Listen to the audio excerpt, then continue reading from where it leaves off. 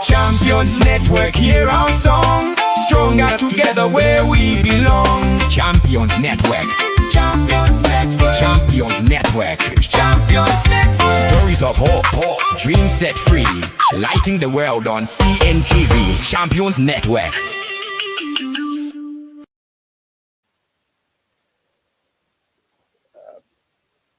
Welcome to Champions Network TV, and today is a special day. We are going to discuss an important topic in our nation. So let me, for those who are watching us live on Champions Network TV, Mbire TV, or NGWG Global TV, we kindly request you to like, share, and subscribe to those channels so that you are notified when we come live. So, and our topic today is Amendment Bill number 3. What are the political implications? Good evening and good afternoon, good morning, wherever you might be joining us from.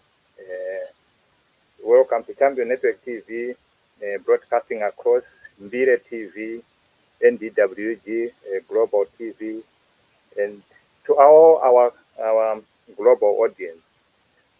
Tonight, Zimbabwe finds itself at what many are calling a constitutional crossroads. You don't know what you might call it. The question dominating public discourse is simple yet profound. Is Amendment Bill number 3 a reform or a consolidation of power? Across the country, one key issue continues to trend. Who controls Zimbabwe's future? Are it the people or political institutions? And tonight, discussion will unpack the political implication of Amendment Bill number 3 in Zimbabwe, examining whether it is strengthening governance, concentrates power within executive. With insights from Dr. Zembe and Comrade Whitehead, we will explore the bill's impact on constitutional democracy and separation of power, what it signals about political tolerance, dissent, and governance culture, and what it ultimately means to the future of ordinary Zimbabweans. At its core, this conversation is about power, accountability, and the direction of Zimbabwe's democracy. So welcome, Dr. Zembe, and I think Comrade Whitehead has just dropped him. I think his network might be a challenge to him. So welcome, Dr. Zembe.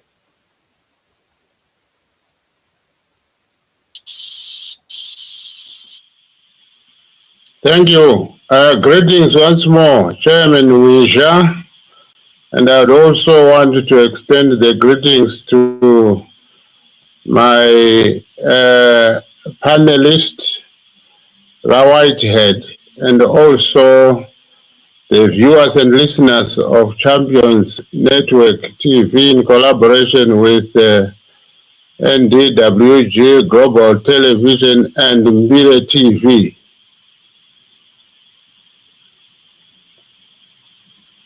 Thank you very much. Let me just welcome Changoroma, who is just watching us on YouTube.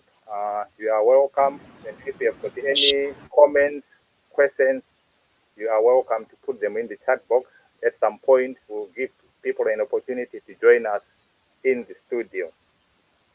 So, let's start our first segment, Dr. Zembe. As we say, constitutional crisis or crossroads. To you, Dr. Zembe, what exactly is Amendment Bill number 3, and why is it generating such intense national debate? I know you have explained it before, but we always have new viewers every day. So can can you take us through what, in a nutshell, Amendment Bill number 3?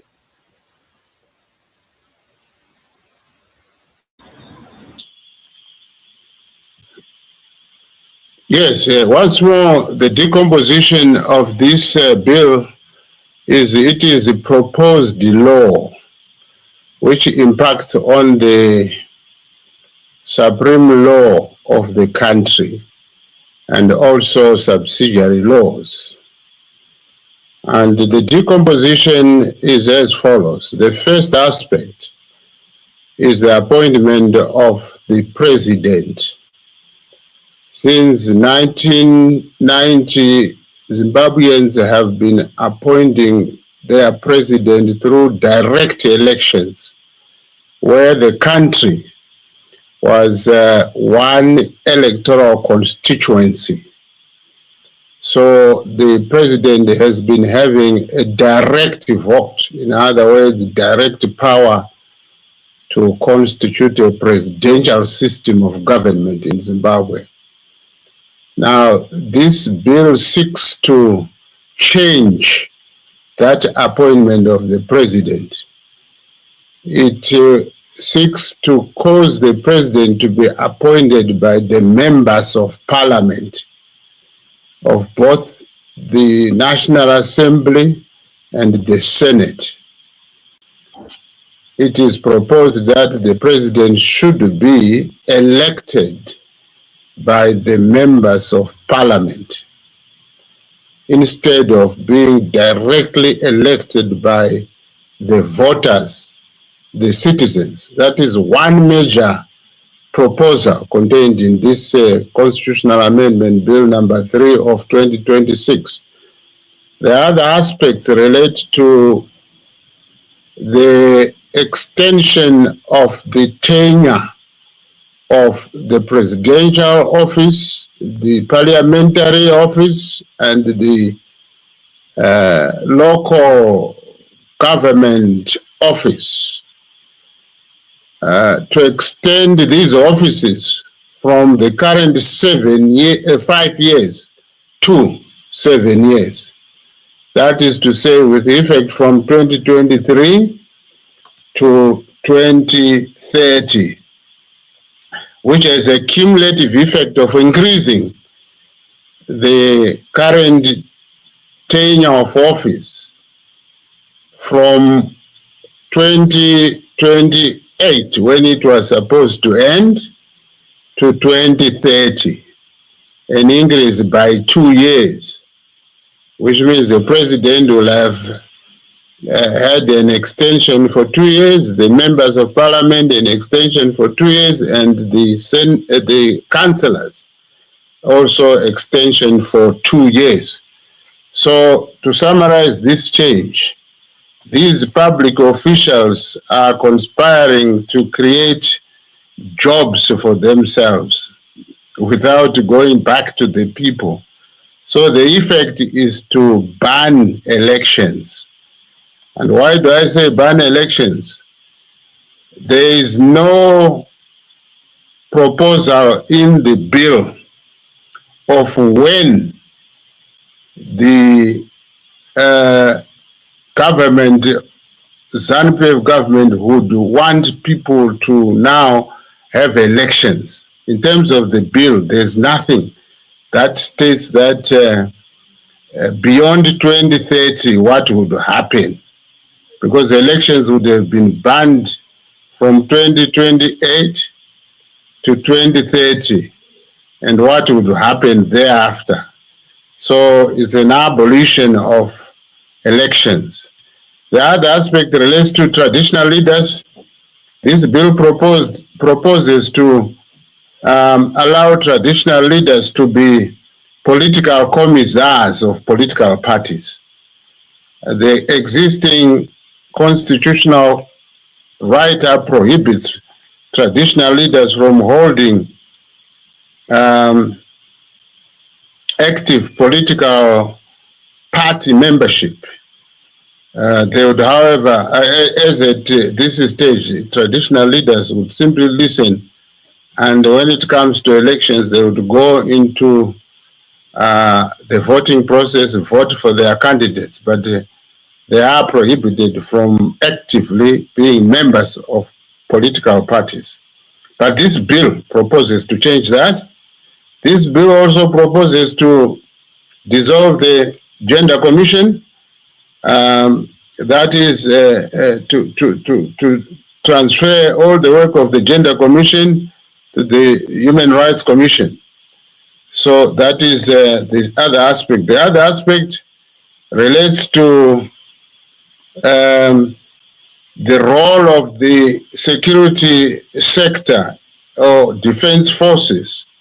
The existing constitutional write-up states that the defense forces have a role to defend the Constitution. And this proposed bill proposes to dilute that by saying the defense forces should act in terms of the Constitution, in accordance with the Constitution. So they are removing to defend the Constitution, substituting it with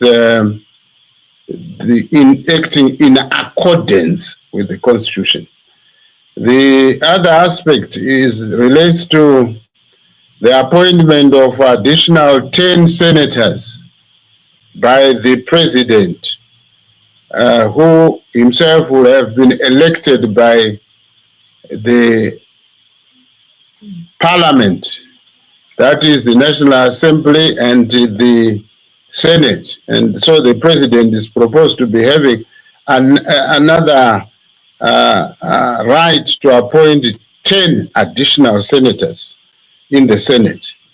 So this law seeks to, like as they say, scratch my back and I scratch yours. Between public officials, the president and the senator and the members of parliament, they are dealing with the public authority to govern without going back to the people, because this is a proposal and they want parliament to pass the bill into law without the role of the people in deciding. The next area of change that is proposed is appointment of judges without public interviews.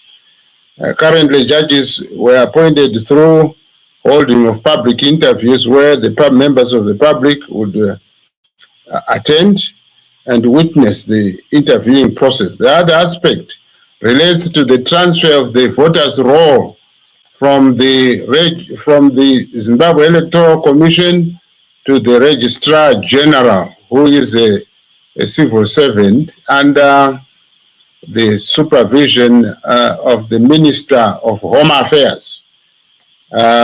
This is what entails really the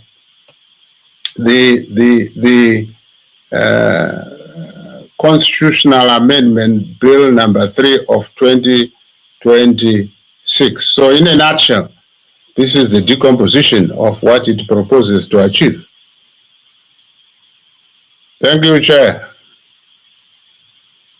Thank you very much. Before I go to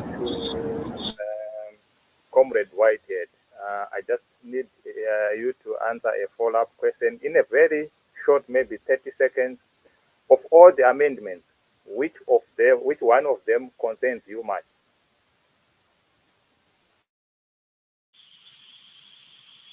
Yes, it is the appointment of the president. To me, it sounds like the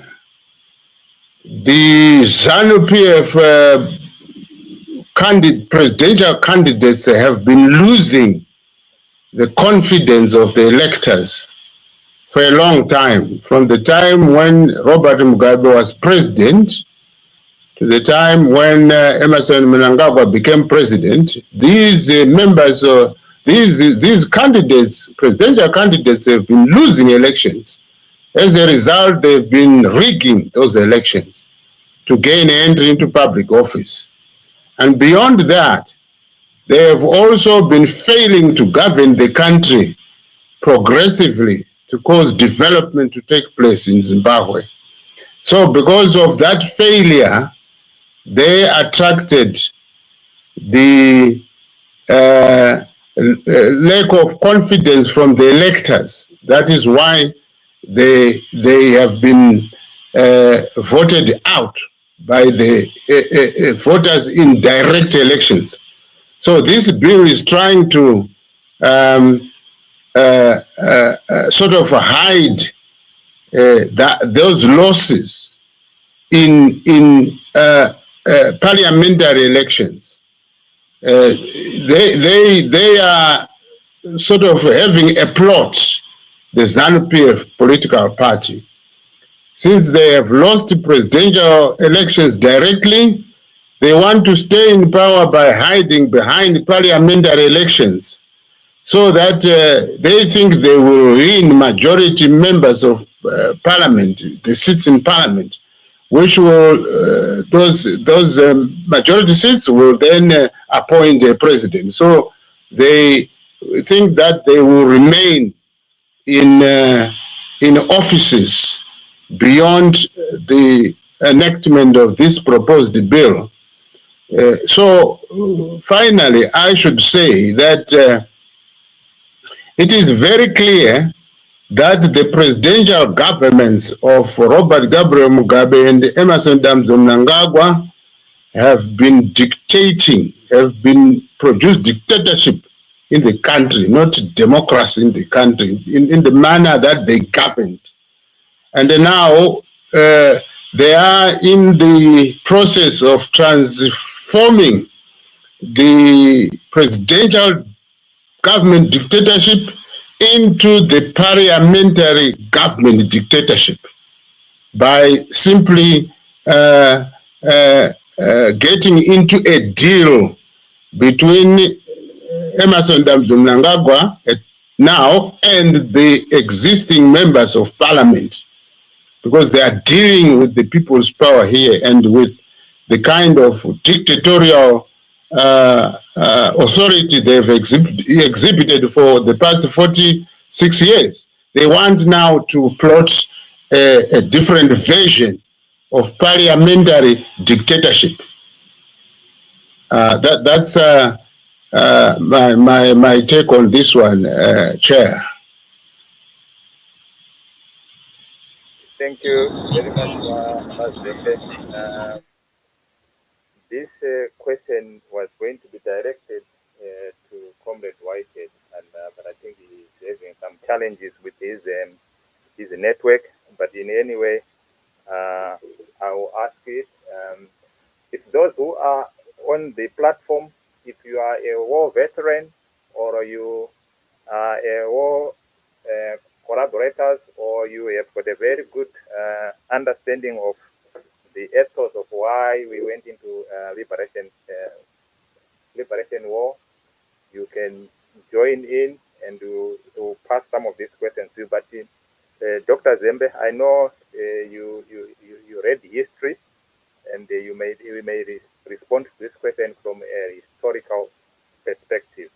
This was supposed to be directed to Comrade Whitehead, who is a liberation war hero. And then from a liberation and historical perspective, does this moment reflect the Zimbabwe our comrades, our mothers and fathers had in their mind when they went to war?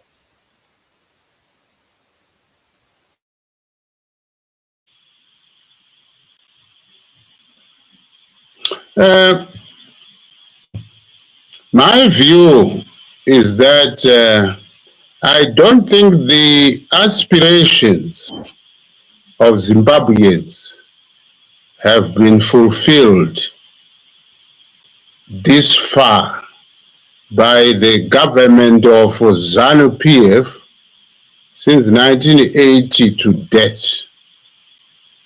What Zimbabweans expected was to be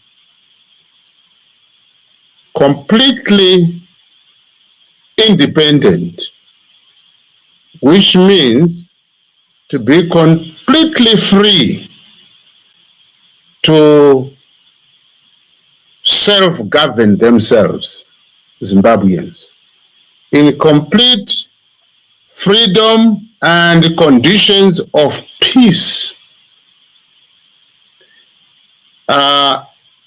It is undeniable that it is undeniable that Zimbabweans had been persecuted. Zimbabweans had been denied the right to take part in appointing government through elections in Rhodesia, and that the colonial racist regimes imposed themselves.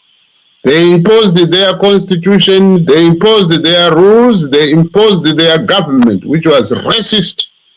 And the racial governments never really wanted the majority black Africans to vote in determining a government. And also, when you look at the distribution of national wealth, Africans were getting a very raw deal based on skin color. The conditions of service at work, the salary packages were all,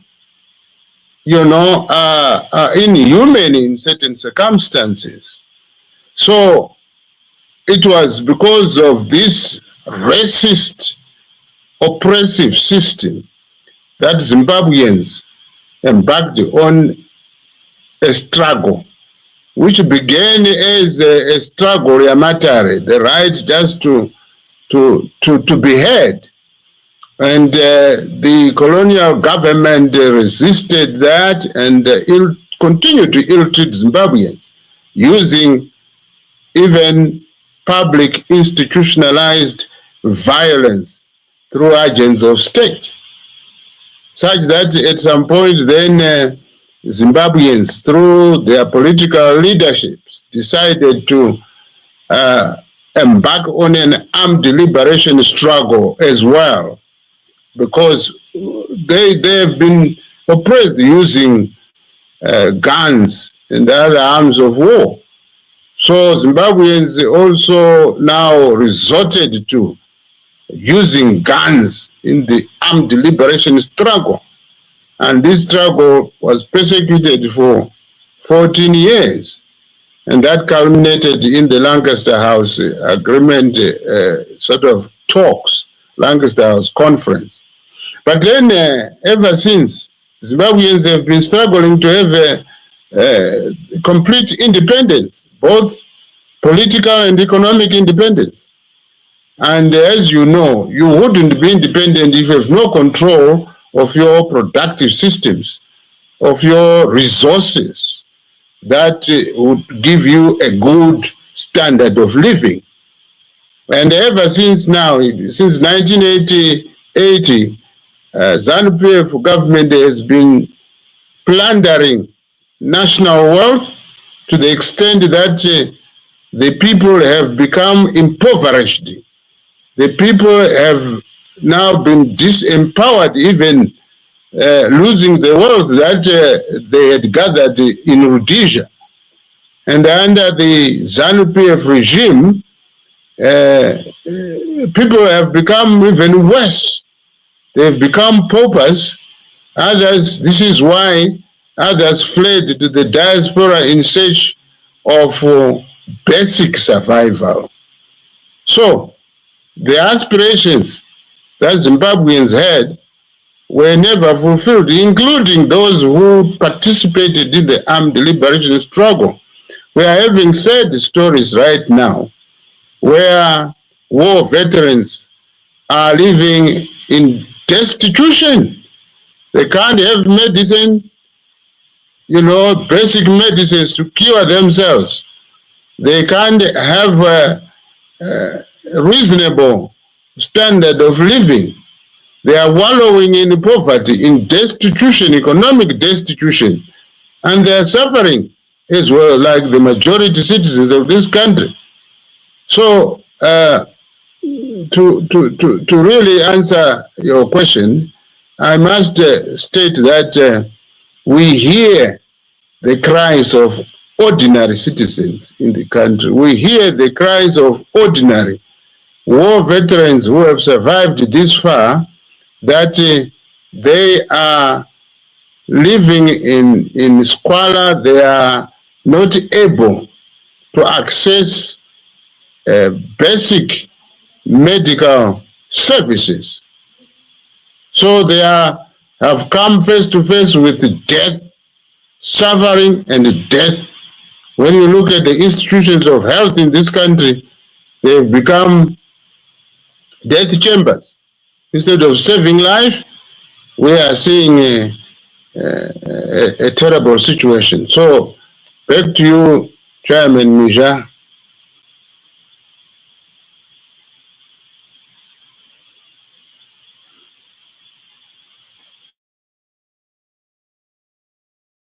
Thank you very much, Dr. Zembe. And for those watching us live on either on Champion Network TV or on Bire TV, there's a link in the chat box. If you can see it, you can join. You can join Dr. Zembe here. We have lost Comrade Whitehead. I'm sure this network is a bit a challenge for him. Hopefully he will join us at some point. But for those who have got some war memories, the reasons why we went to war, it will be helpful if you join us and you can give us the perspective from a war hero perspective in terms of saying if this bill number 3 making us realize the things that we went to war for, or is it taking us back in history? Just as a follow-up question, Dr. Zembe, to that question, are we seeing a continuation or a departure from the ideals of independence?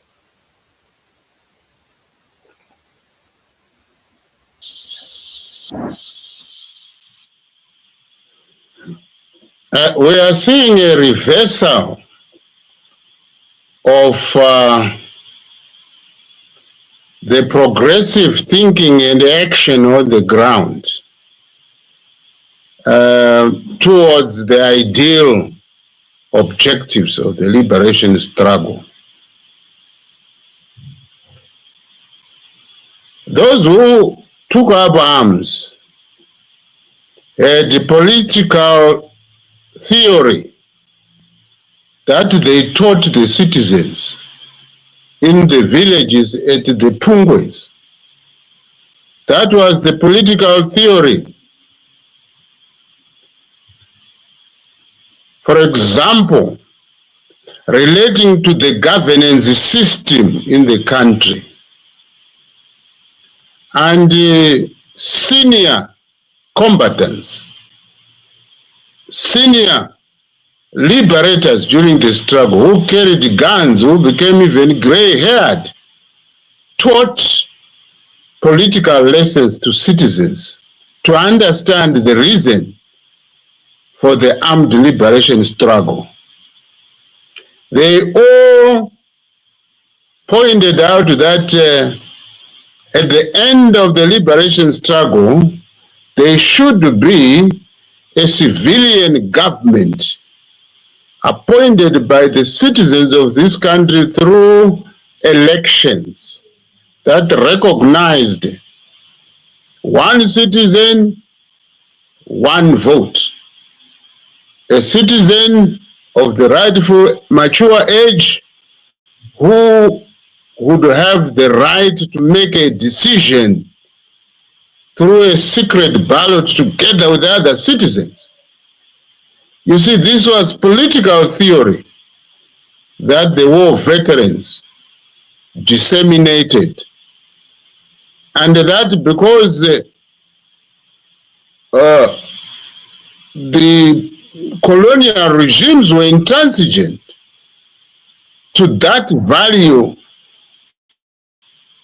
to democratic governance based on elections by the majority, deciding to institute a legitimate government peacefully.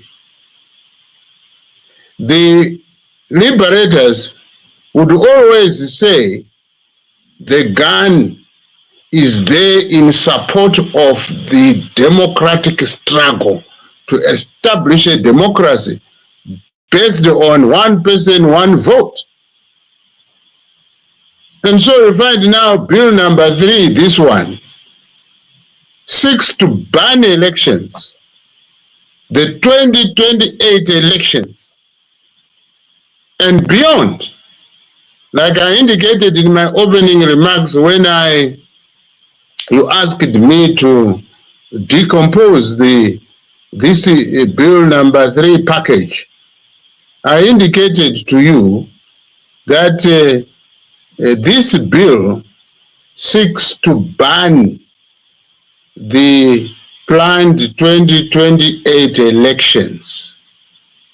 And that banning it's open-ended.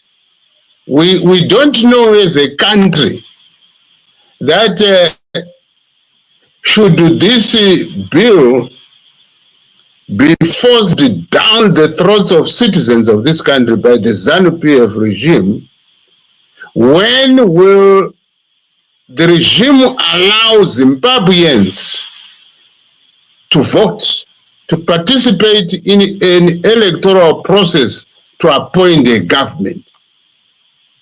So it's you ask the question.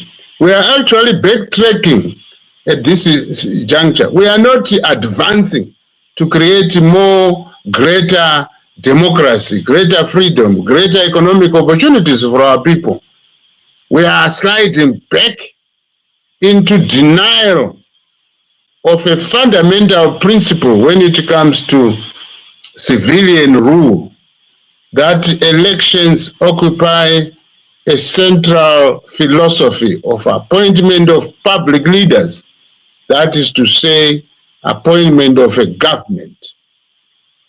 And this is really very, very dangerous to say that what this nation went to war for, and a lot of lives were lost, and a lot of resources were lost, and a lot of relations were lost in pursuit of the right to vote by a citizen in appointing a government. This is a tragedy.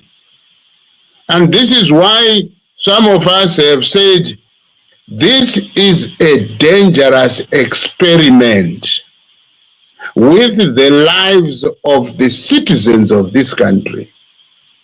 It's not going to work. This proposed constitutional amendment bill, it's not going to be operational. Let us suppose that they succeed to dictate. How are they going to operate?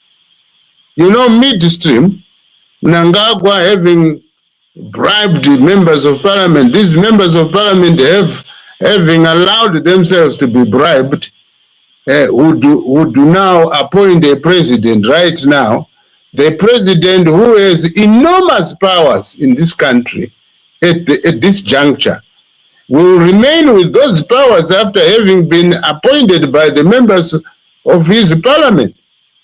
And how is he going to be answerable to this nation? Through which avenue? How are citizens going to complain? How are citizens going to critique or criticize this government for it to change, for it to serve the people? Because there will be a closed type of government of dictators. Because if this bill goes through, then it means they will not have come to the or of support or of enrichment of ideas, So they will be running a closed shop type of dictatorship. And national life here will suffer. The people will suffer. And the people will have to engage in some form of liberation struggle, which would also be characterized by violent upheavals in order to remove a violent dictatorship that will have created itself without the people's power, without the people's involvement. And honestly, like I've indicated, this would be a dangerous experiment if the Mnangagwa government is to be allowed to put into place this suicidal bill.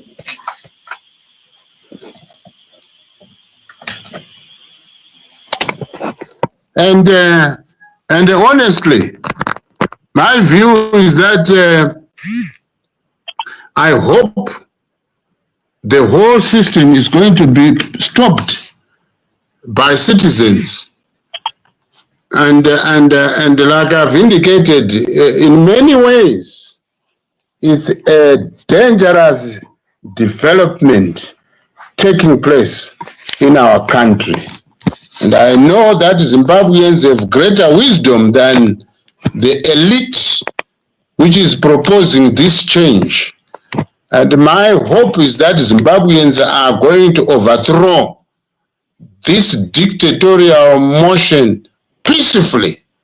Zimbabweans are going to overthrow this peacefully because those members of parliament now should take note that they should never abandon the people and be abused to act against the interests of Zimbabweans. So it is the members of parliament who now have the key not to allow the passage of this dangerous piece of legislation. Back to you, Chair.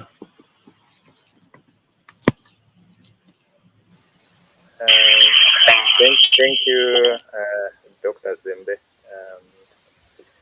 We are going into the next your next question, which is about the implication to the political landscape of this this bill. Or the question is it a reform or is it a power consolidation? So, Dr. Zembe, from your perspective, is this bill shifting power towards the executive or is it giving power to the people?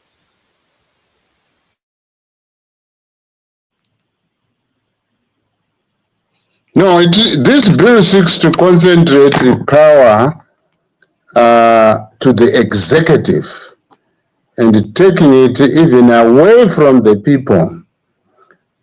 This bill, if it is allowed through, will not care about the people's feelings.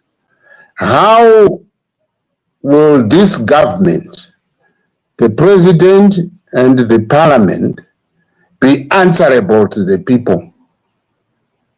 Clearly, all doors will be shut because the members of parliament and the president will have hijacked the people's power and to declare themselves as the supreme authority of Zimbabweans in terms of political power, because they will have run away from elections and they will have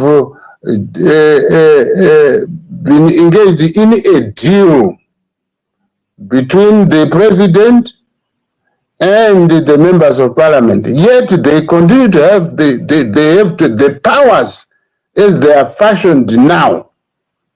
And so it's a concentration of power in the parliament itself, because like I've indicated, dictatorship will have left the presidential seat into the parliamentary seat now, because we will be having a parliamentary dictatorship.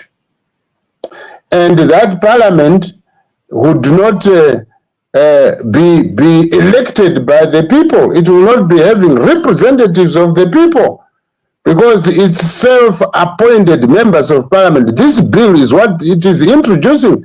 Self-appointed members of parliament, self-appointed president, with the powers that are there right now, allegedly from the people. So it's the people being robbed of their power by this deal.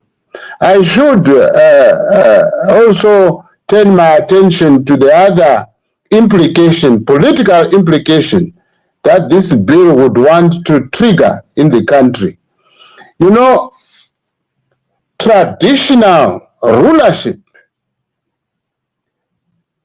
is ancestral. It is passed from one generation of rulers as chiefs to another, culturally. And this kind of republican power now, where you talk of a constitutional republic, is also another form of authority and power. And now this bill seeks to baptize traditional leaders into active political party members. And this kind of combination of republican power concept represented by a constitutional framework and traditional power concept really is colliding here, to the extent that more chaos, more anarchy, more disorganization will exist in our communities. Because when a chief is allowed to actively become a member of a political party, and let's say a subject of the chief is involved in a conflict which requires the arbitration, traditional arbitration of the chief, how is the resolution going to be done?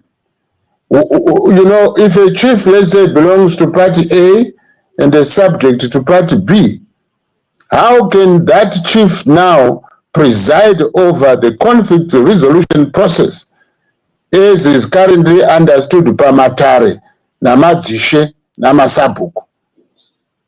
ZANU-PF is plotting another, like I've indicated, a type of rigging mechanism, so that now that parliament becomes the citadel of dictatorship.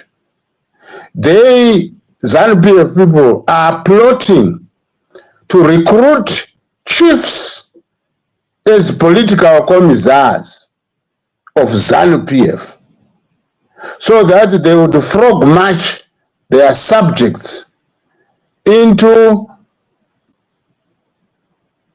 voting for ZANU-PF candidates in an election whenever the ZANU-PF government will have allowed the people to vote.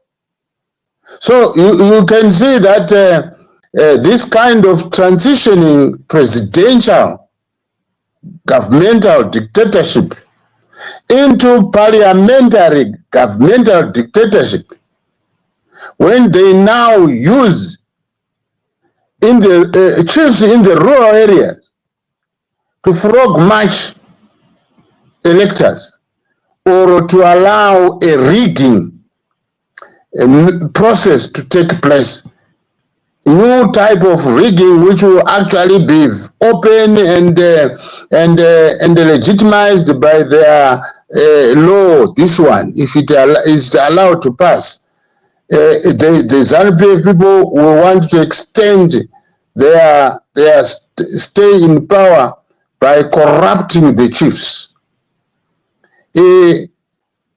I must again say another aspect or implication here is that we know that ZANU-PF political party currently is in turmoil relating to succession aspect. Right now, the leadership of ZANU-PF itself is engaged in some kind of a fight, and one faction has actually taken the matter to the national arena. This is why they proposed this national legislation. They are in the process of trying to avoid the other faction from ZANU-PF in terms of succession struggles at party level. And now they are getting into the state structure of governance.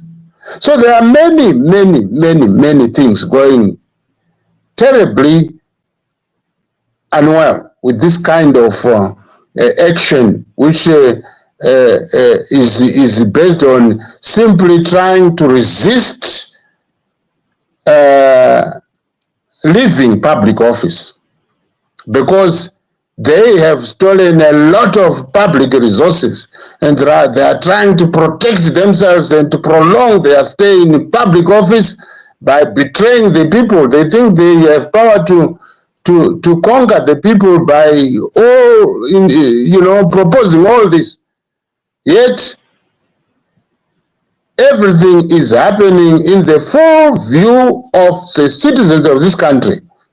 And this is why I've said very often that Zimbabweans have greater wisdom, much more greater wisdom than the small elite which occupies public office now, which is now trying to play games with the people's lives, with the people's power.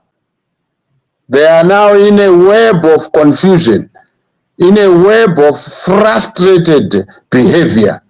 Sociologically, there's a term there that when people do something that is irrational, something that is illogical, something that does not make sense, something that is unimplementable, then you know that these are just frustrated behaviors and the highest level of desperation. So the ZANU-PF political party is in turmoil.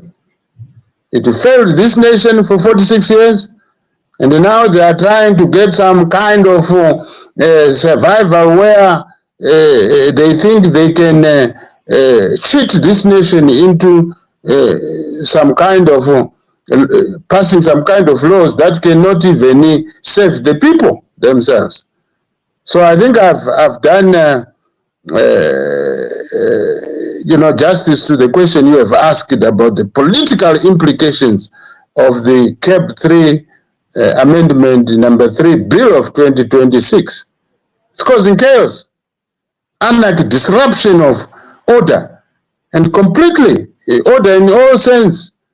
Political order, economic order, financial order, social order, all those orders are being disrupted, including these all issues about the position of the civil servants as workers of the crown or of the state. It's pathetic.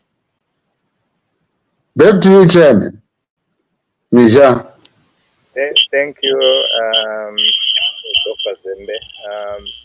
Earlier on, we had lost Comrade Whitehead, and he's back in the house. And I think you touched a little bit about the question which was directed to Comrade Whitehead. For our viewers, some of you are familiar with Comrade Whitehead. Comrade Whitehead is a liberation war hero in his own right, and he has worked quite extensively in our as a public official in our government.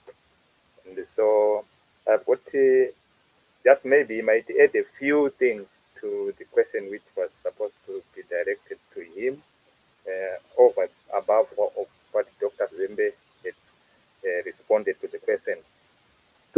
Comrade Whitehead, from a liberation and historical perspective, does this amendment bill or this moment reflect the Zimbabwe you and other people fought for? And I know you went when you were still young, when you were in your tender age. Can we safely say this amendment seeks to fulfill the aspiration of the people who went to war? Over to you, Comrade Whitehead.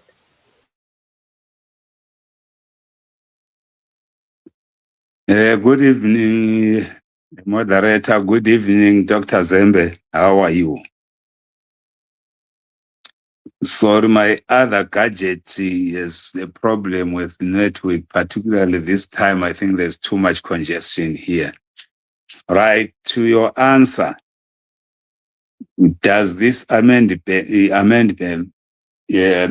bill number 3 address or intends to address the ethos and objectives of the liberation struggle? The answer is no. Simple. Just from the palm of my hand, the answer is no. Because one, since independence, the objectives of the liberation struggle has never been fulfilled or never even been attempted to adhere to them. Absolutely nothing. What was those ethos? Firstly, we felt that we, differentiated by the colonial government, were not allowed to vote. Only few people were to vote on our behalf, pass laws that were to govern us without our participation, without our inputs. Whatever they agreed, that's what we were going to do, and they follow. So we felt we were being differentiated by that action. Hence, we wanted to establish a principle of one man, one vote, universal suffrage, which speaks to the people, which says people have the right as human beings to decide their tomorrow. So that's what led us to go to war. So to say today with this bill that again seeks that very few people will vote on behalf of the majority, it takes us back even far before the UDI. So it doesn't really intend to address the needs and the aspirations of the liberation struggle. Right? What does it mean? Why this proposal of amending the Constitution today? What is it trying to achieve? In my view, it does not intend to achieve anything except to divert or to deny the people of Zimbabwe to exercise their right to vote. Because we are heading for elections just in less than 2 years, which is in 2 years, which is 2028. So ZANU-PF has no any other reason to skip 2028. So they bring this thing which now moves from politics to sort of academia. It creates an impression that there is a strong debate on whether to amend or not to amend. It becomes both academic and legal. But politically, it's not addressing anything except to say we shall have no election in 2028. Therefore, ZANU-PF will continue ruling up to the time they believe is convenient for them, or as long as it is convenient to them. So it has absolutely nothing with the people. It doesn't seek the opinion of the general public of Zimbabwe. It doesn't seek to address the issues that currently affect the Zimbabwean people, both economically and politically. This bill is not going to bring bread on anybody's table in Zimbabwe. Is not going to address any economic growth in Zimbabwe. Is not going to respond to anything in Zimbabwe.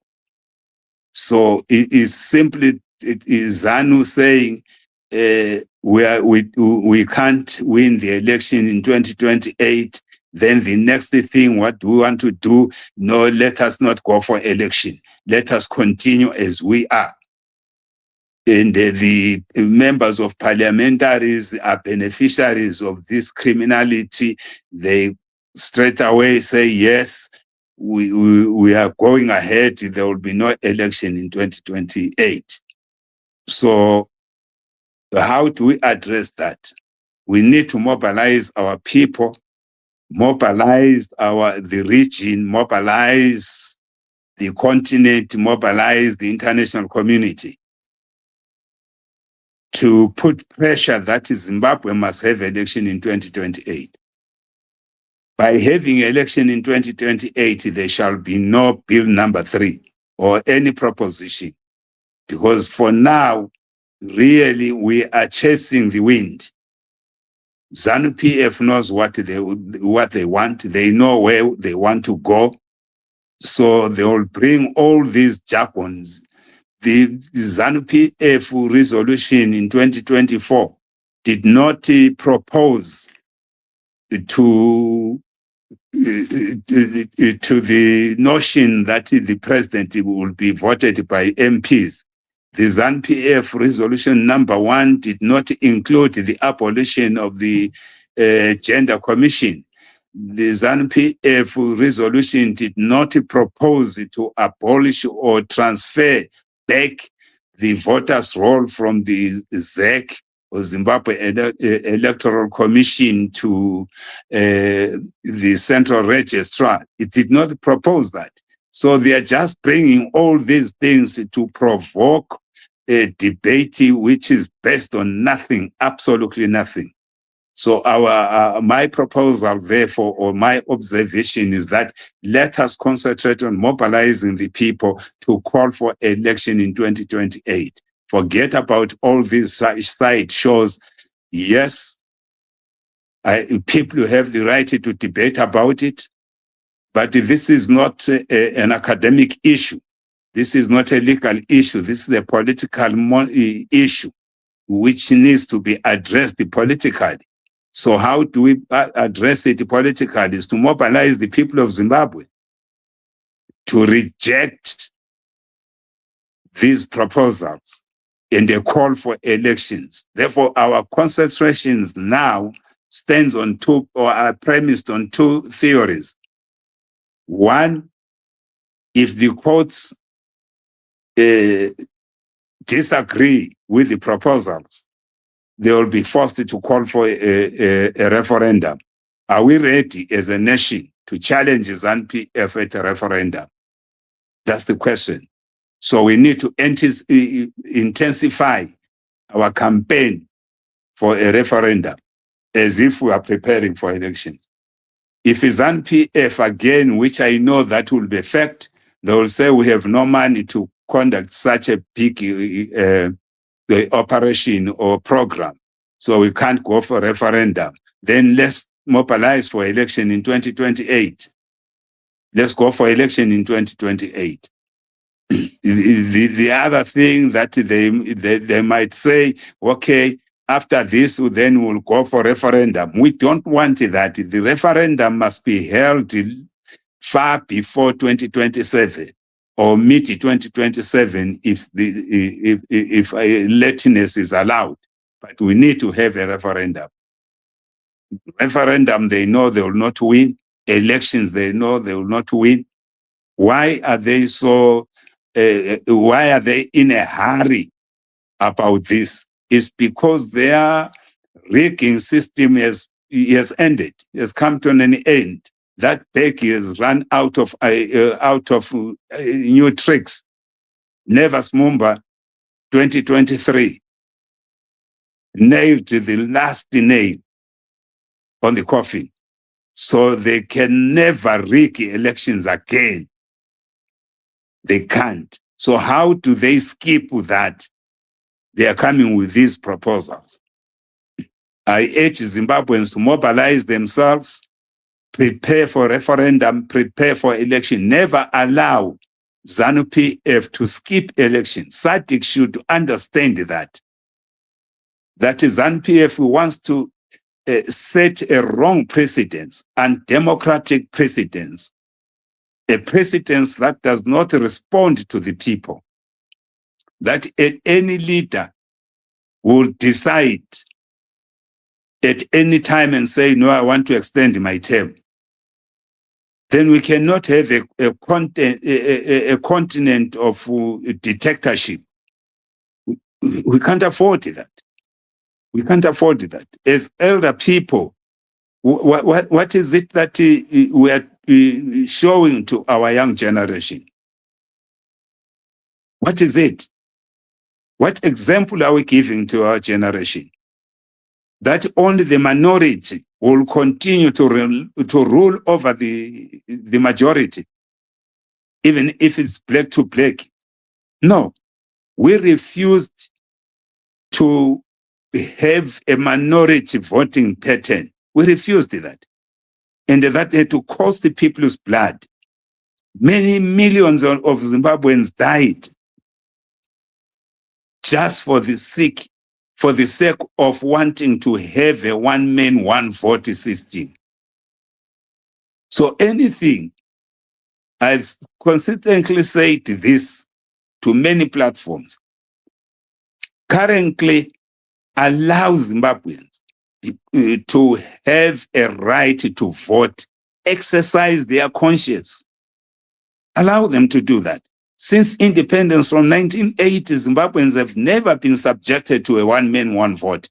It has always been a coerced system. You don't vote for us, we don't give you food.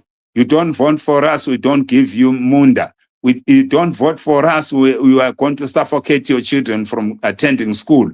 You don't vote for us, we introduce a law that will detain you without trial. All from 1980, we have had this system of arrest and detain, never appear in court. Disappearance, forced displacement of the citizens. And they want to continue like that. So the extension of Mnangagwa's term, it only tells you that we have not done more displacement. We need to displace more. We have not done more on the extrajudicial killings. We need to do more. We have not done enough to suppress and detain without trial. We need to do more.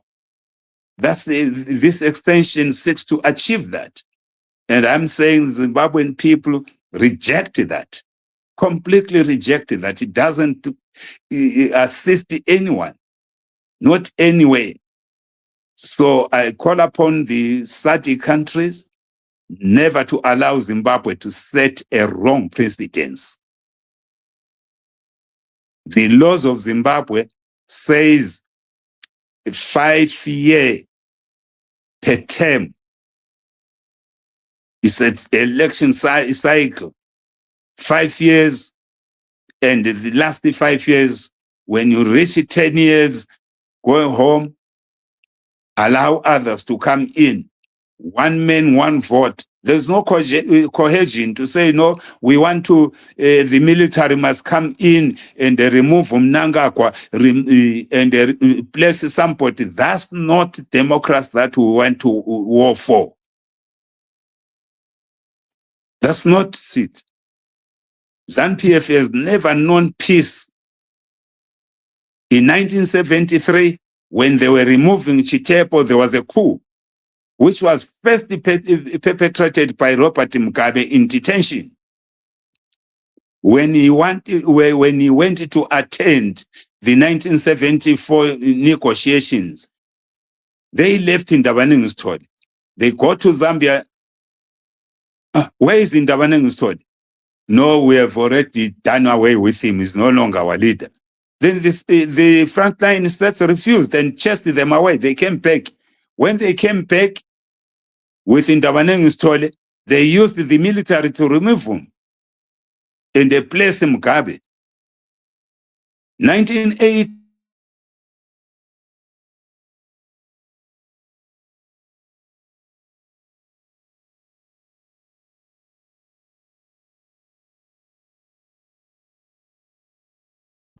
Mozambique. To Mozambique. When he gets there, some the guerrillas who were left in Mozambique,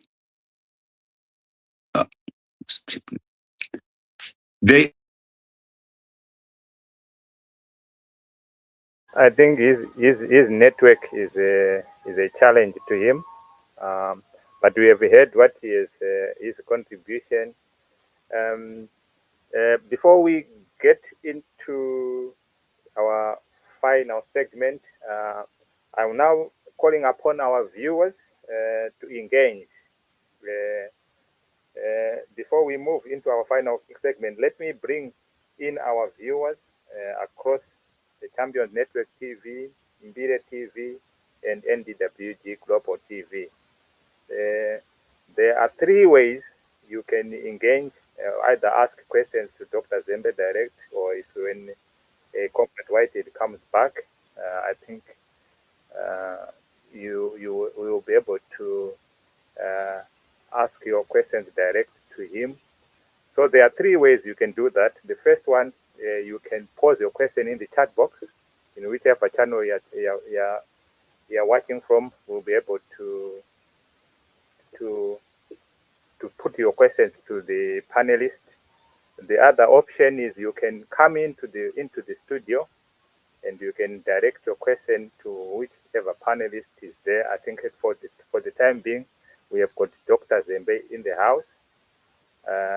So I think we had someone, I don't know the full name. So I will bring him in so that he can ask his question or he can make his contribution.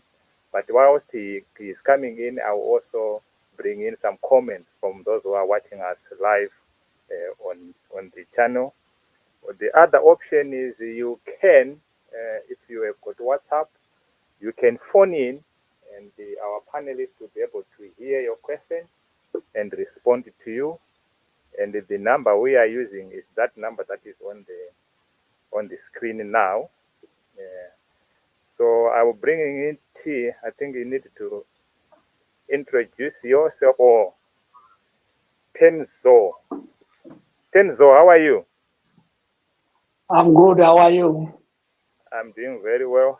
Welcome to Champions Network TV in collaboration with Bire TV and NDWG Global TV. And you are live now. We have got Dr. Zembe in the house and the Whitehead in the house. If you have got any questions directed to any one of them, you can pose your question now. Comrade Whitehead has just come back. Comrade Whitehead, we are now interacting with our viewers. So Tenzo was here, I think, a while ago, and he was waiting in the back room. So I've given him an opportunity to come in, make a comment, or ask a question either to you or to Dr. Zembe. Over to you, Tenzo. Okay, thank you so much. Greetings to everyone. My question is directed to both Mr. Whitehead and also Mr. Mr. Zembe. The issue is concerning SADC. Yes, we can try to lob our grievances to SADC. But as we look at SADC presently, or even when it was formed, it has good aims and objectives, but those are on paper. They are aims and objectives. When we look at things in the Southern African region, we see there are wars, there are conflicts, and people are struggling. And the leaders in the SADC, they are failing to solve those problems. So we now citizens, we are saying those bodies are using our tax monies. They are not bringing any solutions. They just look at things. We no longer have any trust, even though we try to lob our problem as Zimbabweans to SADC. We look at the leaders, they are compromised. So they won't help us, those people. We need to stand together as citizens. So I don't know to Mr. Uraya Zembe, your take there concerning SADC.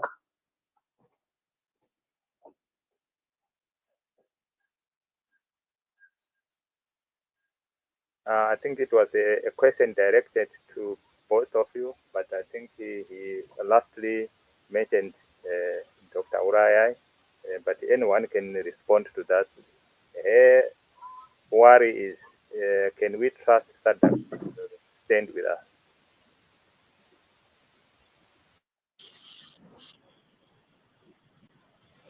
Over to you, Dr. Chair, can I come in? Come in, sir. Yes, thank you for the question.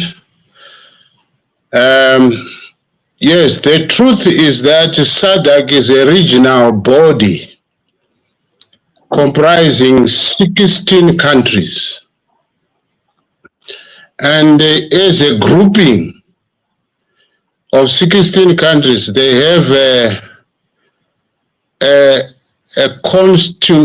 constitutive act. In other words, they have a constitution and rules and regulations that guide them to have common values, including values on elections. And we saw in 2023 clearly that the SADC appointed observer team of Mumba qualified the elections in Zimbabwe in 2023. And that the Zimbabwean government reacted angrily and even threatening the SADC observer team, and even demeaned Dr. Mumba's personality. Yet the observer team acted on behalf of the SADC regional body. And the principle was violated when somebody acts formally in an impersonal impersonal capacity. You don't attack the individuals. You should relate to the organization itself. But the Mnangagwa government went rapid and violated all norms of decent interaction. It's as if Dr. Mumba was doing his own personal thing as an individual. So the ZANU-PF regime was possessed with the dictatorial demon, to the extent that they even at the same time claimed that they were the principal architect of the formation of SADC, but at the same time, they never respected the SADC's rules regulating elections. So it left Zimbabweans without any benefit, any protection from the SADC regional body. Yet, even if you see the United Nations system recognizes the local bodies, SADC, African Union, and the UN, and that the recognition again has not been able to protect the interests of Zimbabweans, particularly the electoral interest of Zimbabweans, as represented by SADC. So there is evidence that the SADC body has become completely useless regarding the benefit that Zimbabweans, the citizens, were supposed to have. Why? Because the SADC is just a club of governments. So they work like a club, and sort of protecting each other. Despite the fact that SADC qualified the 2023 elections in Zimbabwe, it went on that body to appoint Emerson Mnangagwa as a chairman of the same body for 1 year. So you really, I agree with you, the questioner, that we have to take this matter to citizens, to ourselves, because the SADC is a group of countries, and a group of countries is not an entity. It's not a country. SADC is not like a Zimbabwe. You see, so we are on our own as an entity of SADC. So we have to deal with the situation on the ground. But at the same time, we should continue to demand SADC's action because we are part of that grouping, and we should continue to demand that the SADC must be effective. That's not to say we will expect SADC to rescue ourselves, because we've seen that they have not been able to. We are calling on a new, in fact, SADC pact at the same time to say that the new SADC pact should be effective, like the ECOWAS in the Western Africa, because ECOWAS regional body has teeth when it comes to some of these developments and democratic developments. They have been able to resolve problems in their region because ECOWAS has some teeth to bite the wayward states in terms of governance. So, yes, I do entirely agree with you that hakuna inofurira ivete, and we have seen that SADC is very weak and has not been able to protect us, but we should just take the struggle into our own hands and deal with our own local situation. That is would be my response to the question. Thank you, Chair. Back to you. Thank you very much, Dr. Zembe. I don't know if Comrade Whitehead wants to add anything to that before we bring in, I think we have got Comrade Richie, who has just come in. He has been waiting in the lobby. Comrade Whitehead, if you have got anything to add to what Dr. Whitehead, Dr. Zembe said. I totally agree with both speakers. And Dr. Zembe has further explained the duty of the SADC and its inactivity, which we need to press them to do. I'm very much aware of the weaknesses and the complicity of SADC countries under the pretext of protection or safeguarding the gains of independence. I'm very much aware that they use that oftenly. But the issue is the young people in particular. You must change things. We went to war with no SADC. SADC was created to respond. That time it was frontline states, and there were only 3 of them.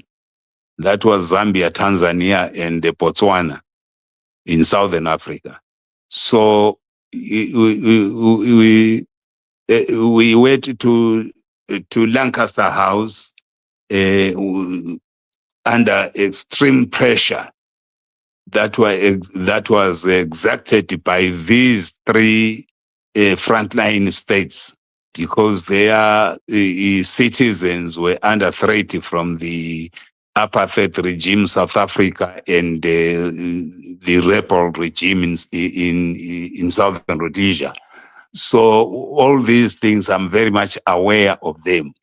We had to sign the Lancaster House Constitution simply as a compromise.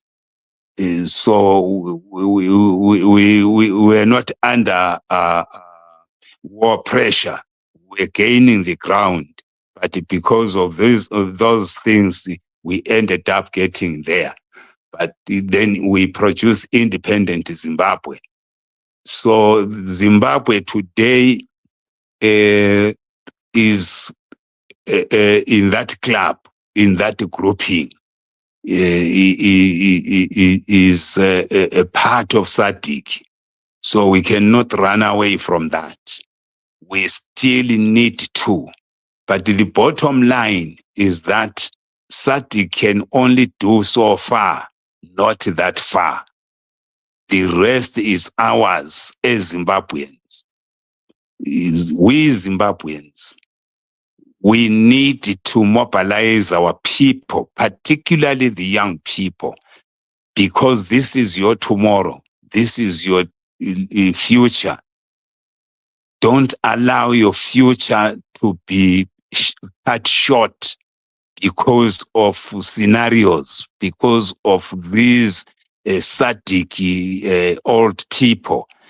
The record of the war is now over 50 years with the Angola and Mozambique and Zimbabwe 46 years and South Africa with the 40 years.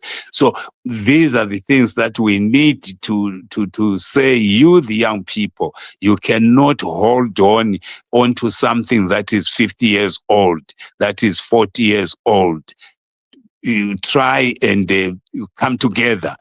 When I speak about SADC, I've said this consistently and regularly to the young people. Speak to your generation in those countries. Remind them, make them understand what is happening in Zimbabwe might happen to them tomorrow. Even in some countries, it's happening. So that you start a movement that seeks to change.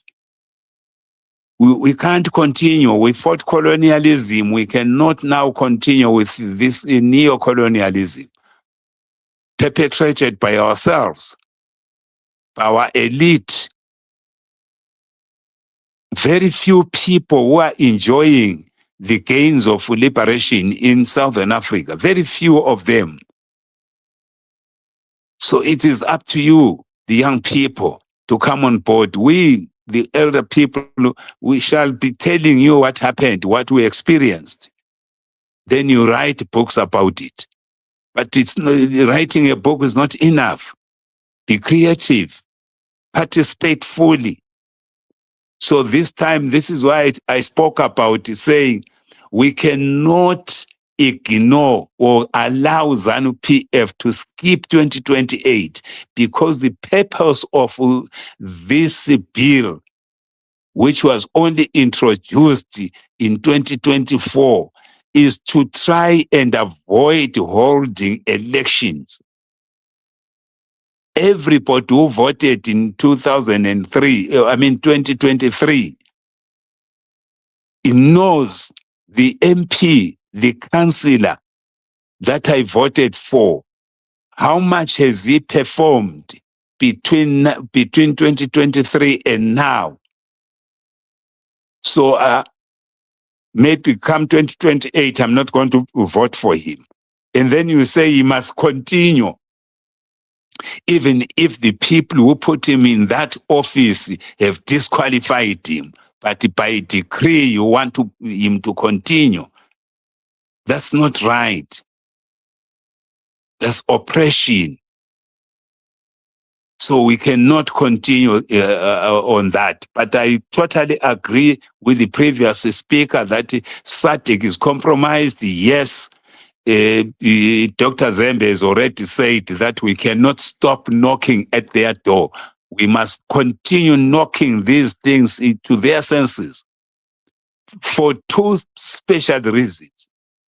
The first reason is they are struggling now as we speak with Mozambique, DRC, and a part of Sudan. And they are struggling with the criminality, cross-border crimes, and recorded crimes in their countries. And if they allow these systems to continue, these criminalities will continue. And they will never try, because if Zimbabwe becomes one of them, that means the problems they are faced with in Mozambique and the DRC are going to be double now. So do they really need to take that risk? Are they prepared to receive more refugees, documented and undocumented immigrants in their countries? If they keep quiet, so they should not cry foul. We don't want to experience this xenophobic behavior that we are seeing in South Africa and elsewhere. It is because the situation in Zimbabwe is not conducive for anyone to live in. The people go to other countries and get into South Africa and become a menace. Those who live in South Africa, they were telling me that you go to something like Cape Town or so, you find thousands and thousands of Zimbabweans who sleeps under the bridge. Those unrecorded crimes, they commit crimes that can never be traced. We recently saw in Zimbabwe that somebody was arrested with unregistered firearm, a military firearm for that matter, within the SADC region.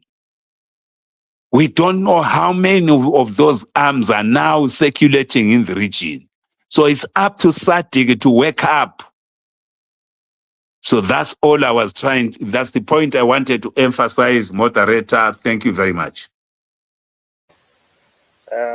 Thank you very much, Dr. Zembe and Comrade Whitehead. We have got some viewers there who are making some comments. I think Mbire says is watching us from Lusaka, Zambia. And Enoch says, thank you, gentlemen, for the program. And we also have Timothy. Timothy says, ZANU-PF has taken Zimbabweans for granted. For long, the people's voice, struggles, and aspirations continue to be ignored while decisions are pushed forward without genuine national consensus. And he went on again to say, many now feel that the leadership is hell-bent on ensuring CAP 3 materializes regardless of public concern or the long-term consequences of the country's shame reality. I think what's his name? He left Comrade Richie, he was in here before we gave him an opportunity. He left the stage. I think there's also a comment from Mawani Taiwo. It's high time we should unite as a one nation. That's what he's saying there. I don't know if anyone wants just to make a reference to those comments, especially from Timothy, who is saying ZANU-PF has taken Zimbabwe for granted for a long time, and they are hell bound to make sure the CAP 3 becomes a reality, irrespective of the concerns of the people. Tenzano, you also have got the opportunity to respond to those observations if you can, but I will give our panelists, if anyone wants to either make a comment or anything to those songs before we go to our final segment.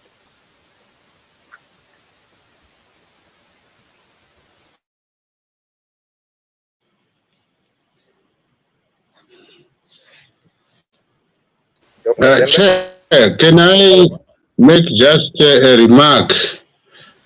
Whitehead, yes, Whitehead made a very important observation there. That when all is said and done, Zimbabweans must demand the holding of an election in 2028.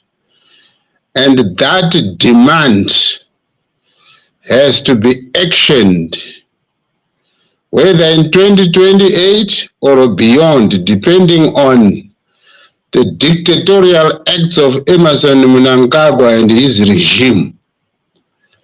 The demand for elections, in fact, could have come earlier than the present moment, because we have had rigged elections since 1980 to date. And when the National Democratic Working Group was launched 2 years ago, began to consult the citizens of this country, the same demand was made by many citizens who informed the National Democratic Working Group's efforts. Because it is only through a people's democratic election that a nation is rescued from the jaws of a failed regime, from the jaws of a dictatorial regime. The time would not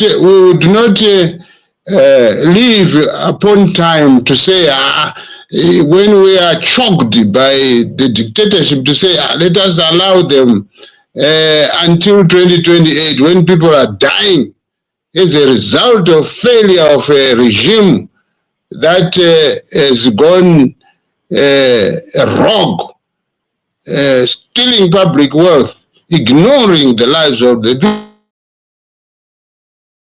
for an election.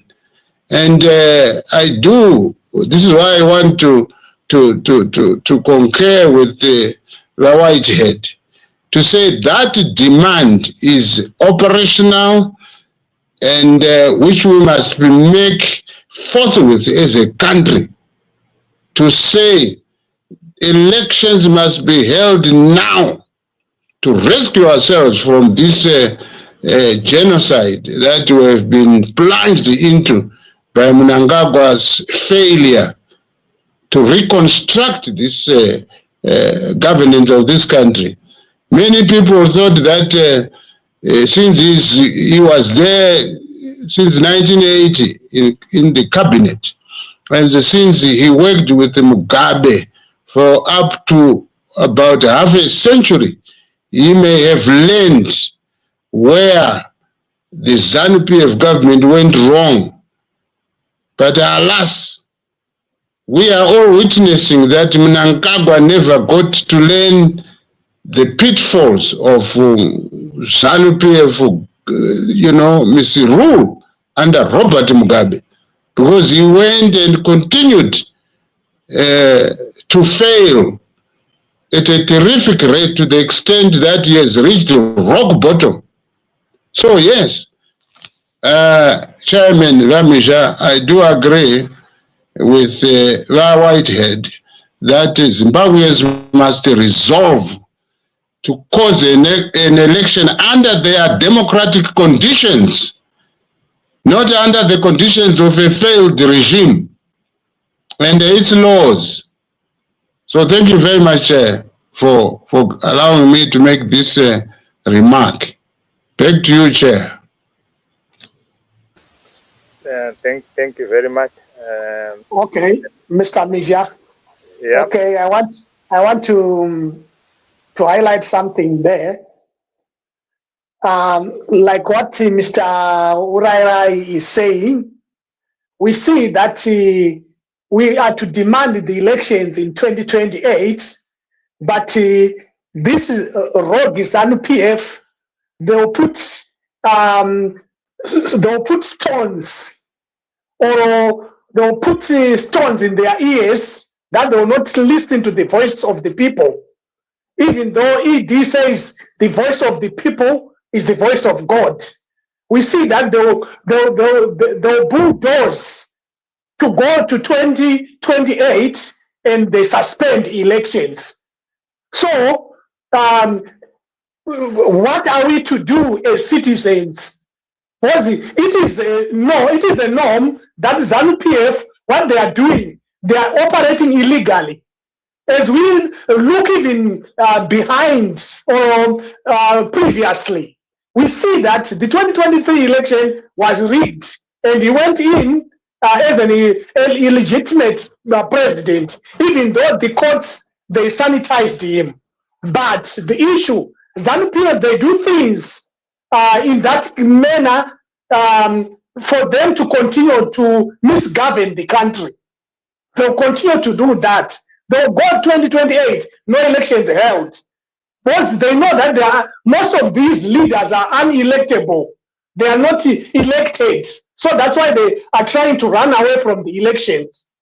So we need to be united as citizens of Zimbabwe. Yes, we can demand by speaking, but action needs to be done. So that our elections, when we go to courts, the courts are captured.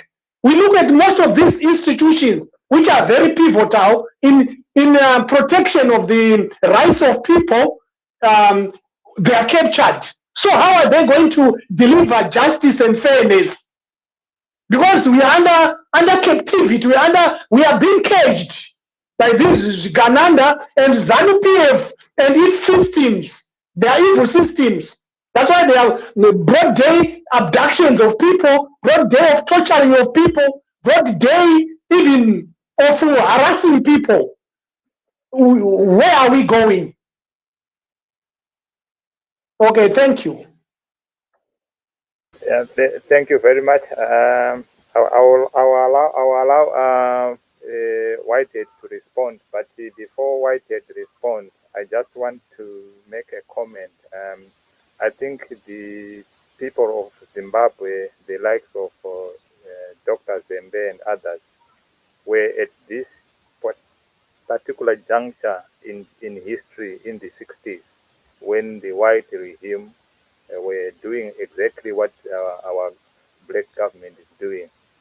And also the courts were in the hands of the whites. In other words, they were not going to get any advantage in the legal system, political system. But they did their part until we got independence in 1980. That's why I think when he speaks about the young people, we need to rise up. Because if I remember, when ZAN was constituted in Highfield, the people who were there were very young. The eldest was 47. The youngest was 26. It was Edgar Tekere. These were the people who became the foundation of the ZAN that we know today. So it was not formed by people who are in their age. So it is up to us until we have got a reason to demand our rights. Sometimes when I listen to Whitehead, he says at their age, they walked on foot to all the way to either Zambia, Mozambique, and you know what they were going through because they had a conviction. Ourselves, I think we are not at a point where we are convicted, that we are convinced that we have to take the bull by its horns. But I may not, without taking much time, I will give Whitehead to respond in the shortest possible, as short as he can, so that we can move on to our next segment.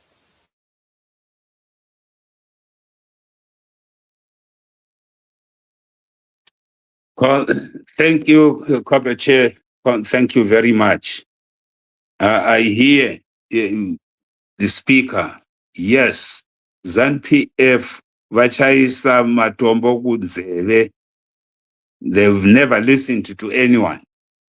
What we are discussing here, we are calling for a civil disobedience, not a violent one, but a civil disobedience.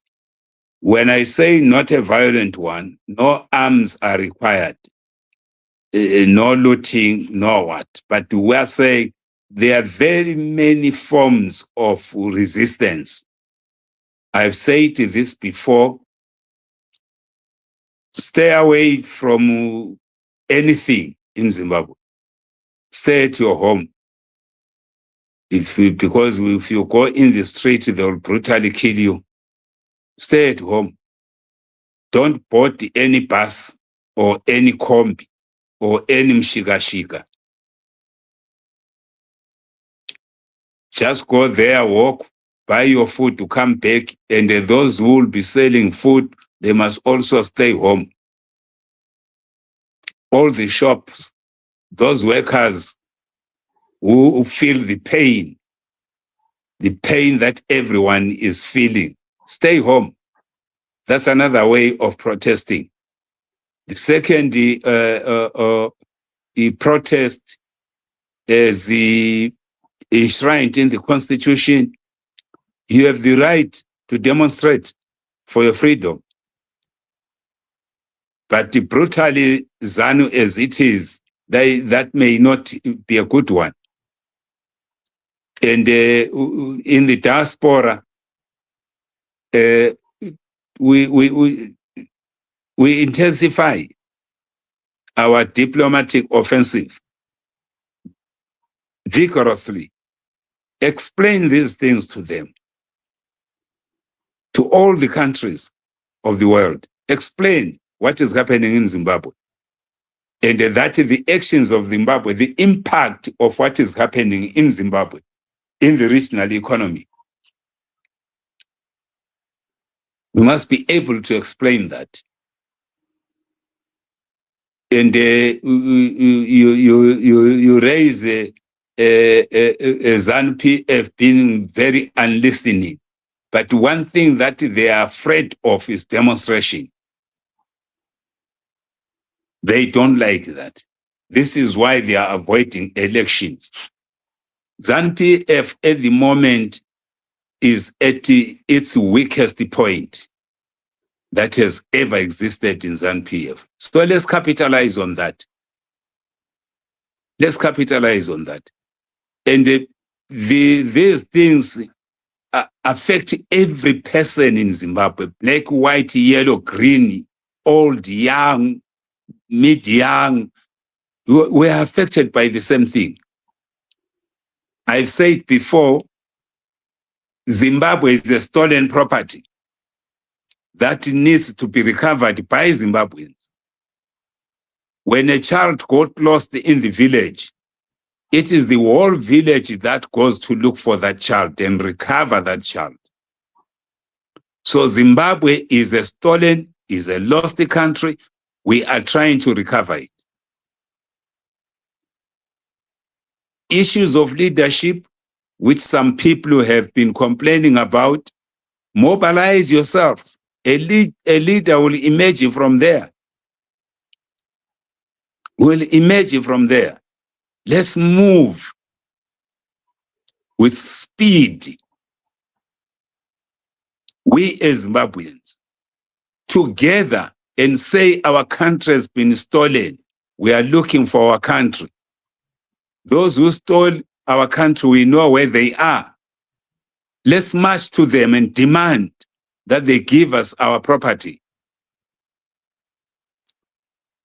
We cannot afford anymore to say, no, what are the generals doing? Yeah, they must come in. We don't want that power anymore. We need a civil government, a government that is composed of the people, that respond, is answerable to the people, not a military government. We have had the military government since 1980. We saw what happened in 2008. We saw, all of us. That was a direct coup by the military to retain power. Now we are saying there is no military that is stronger than the citizens, not anywhere in the world. It is up to the people of Zimbabwe to stand up, particularly the young people.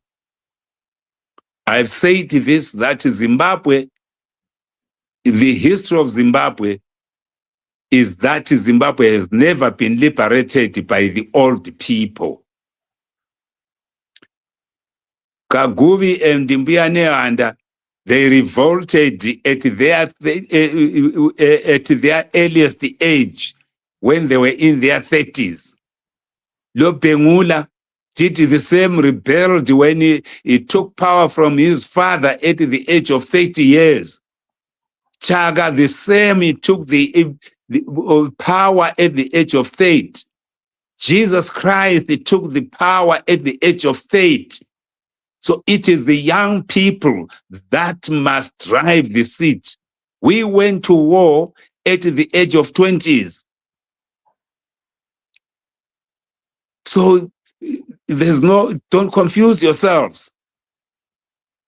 These are the things that we need to come together and say no more to military rule, no more to oppression. When we went to war, we were taught that we are going to remove a system of an oppression by a man. We want to liberate ourselves. So no more a one man or no more oppression by another man. So we need a collective government, a government that is by the people, for the people, and nothing else. The constitution that is drafted by the people for themselves. If you look in all the documents during the liberation struggle, including of ZANU themselves, it speaks to that. That the executive, yes, shall be there to run the day-to-day issues of the country, the operations of the country.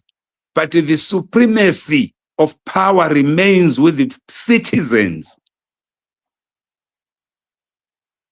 So the supreme organ of Zimbabwe is the masses of Zimbabwe, not the Politburo, not the Supreme Court, not the Constitutional Court, but the people themselves. If you read the preamble of the 2013 Constitution, says we Zimbabweans, not the Politburo, not the Parliament, not the Constitutional Court, no, we, the people of Zimbabwe. And I call upon all the young people to understand this message. Let's unite together. Tonotsvaga mwana arasika uyo ari mudondo. tozotanga kutaura namai vacho kana mwana tamuwana kuti mwana amborasika sei. Asi pari zvino vavairo yedu ndeyekuti timhanye tinotsvaga Zimbabwe payakarasikira toitora. Isu sikate sikiso katesa sambeni vahlave Zulu sibambane nini iZimbabwe ichonchiwe asi idinge ndapekhona. So for anything else, the motto should be we want to recover our Zimbabwe. And the world must know that. The world must know that. So ndio mashoko angu andingataura zvishoma iwawawo. Chairman, over to you. Thank you very much. There's been some activity in the chat box. There's Washington there who says yes about CAP 3. We must be united, but I don't know why it takes too long to come out with one way to attack the elephant in the room, which is ZANU-PF. Zimbabweans we are not yet united. My question is, when are we going to? Then he went on to add another. ZANU-PF, they always do without delays. But those who are against CAP 3, nguva yedu inopera pakungoronga zvingabude zvinotorwadza. Then kwabva kwazoya maronde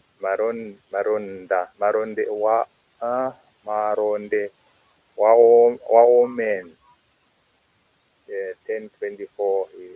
Please, let's unite without condition, both opposition and those in ZANU-PF. No one owns Zimbabwe. We oppose need not intimidate them with prison or any. Let's learn to forgive and to forgive them. When those are the comments in our chat box. Any response to those ones before we need now to come to our final segment, to our discussion? Me, I want to highlight this to Mr. Dr. Zembe. The issue of 1980 to the current situation which we are having. During the Mugabe time, Emerson was there, ED was there, and he was in the cabinet, and he was given different positions there. The issue is that Mugabe was being controlled by ED. All those evils which were taking place, ED has hand of those things. So to say, he lost the chance to repair the broken cord with the citizens, because he continued now to fully implement these evil things which he is now exhibiting. Thank you. Thank you very much for those observations. Dr. Zembe, do you want to give a quick response?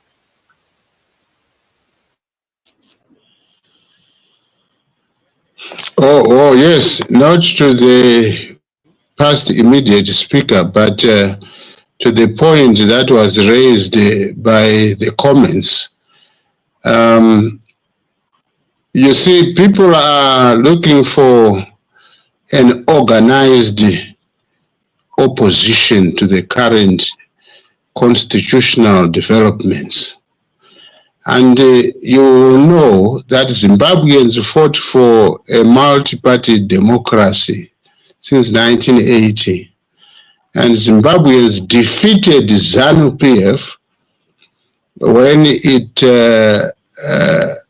got into a merger with PF-ZAP in 1987, conspiring to have a legislated one-party state. And at the 1990 elections, Robert Mugabe wanted permission or a mandate from Zimbabwean electors to institute a one-party legislated state.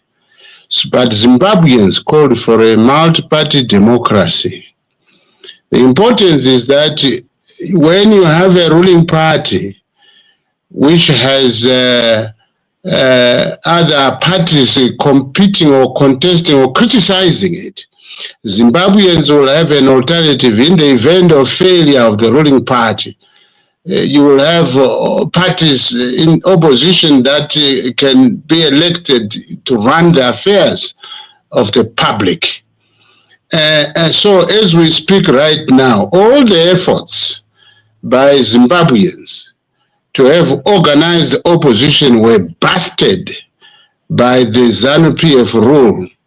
Let's look at Zimbabwe Unity Movement in 1990, then which translated into the Democratic Party, which began to research on constitutionalism, and then the emergence of the National Constitutional Assembly civic movement, clamoring for a homegrown democratic people-driven constitution, and then that led to the formation of the MDC in 1999, and then the MDC had splinters there, right into MDC Alliance, and into Triple C. And all these organized opposition political parties were devoured by ZANU-PF dictatorship. In one way or another, opposition leaders were bribed in some case. When we had GNU, the members of opposition occupied public offices under the GNU from 2009 to 2013. And so the organized political opposition in Zimbabwe were all caricatured and destroyed by ZANU-PF machinations, using public resources to bribe the opposition, including now the risk that we face is that a lot of members of parliament went into the current parliament through a people's vote opposing ZANU-PF rule. But then through Chawangu machinations, ZANU-PF was able to destroy CCC. That led to Advocate Chamisa's resignation as president, and then it left Zimbabweans without a viable organized opposition to ZANU-PF rule.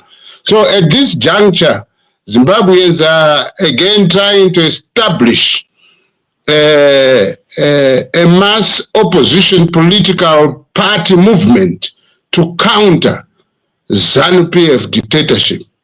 So as we discuss, as we debate, we have had these views in the National Democratic Working Group for the past 2 years, with the citizens actually calling for filling the gap that is there. That is to say, people are clamoring for the establishment of a viable political party movement to enter the political realm and resist ZANU-PF, since it's actually the dictatorship of ZANU-PF is organizational driven, it's political party driven. So Zimbabweans very soon, I'm sure, will come together and establish a mass movement as a political party to actually answer to the people's political call to have ZANU-PF being stopped and also being overthrown in future elections that will be held. So that is the comment I thought I should make. And from my observation and also as a political activist, I needed to inform the panelists and also the viewers and listeners of this debate. Thank you very much, Chair. Thank you very much. I don't know if White has got any comments to make, especially pertaining to an issue raised by Tanjo.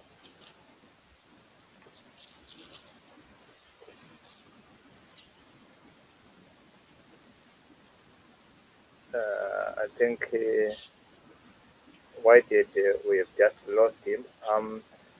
I think we may move to our final segment, Dr. Zembe.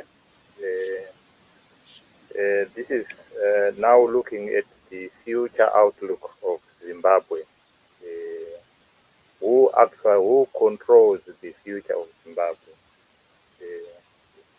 So looking ahead, Dr. Zembe, what does Amendment Bill number 3 mean for Zimbabwe's democratic future? What are your views if this bill passes, or if this bill fails? What does it mean for the future of Zimbabwe? Over to you. Yes, this bill has triggered national discourse about the future of Zimbabwe.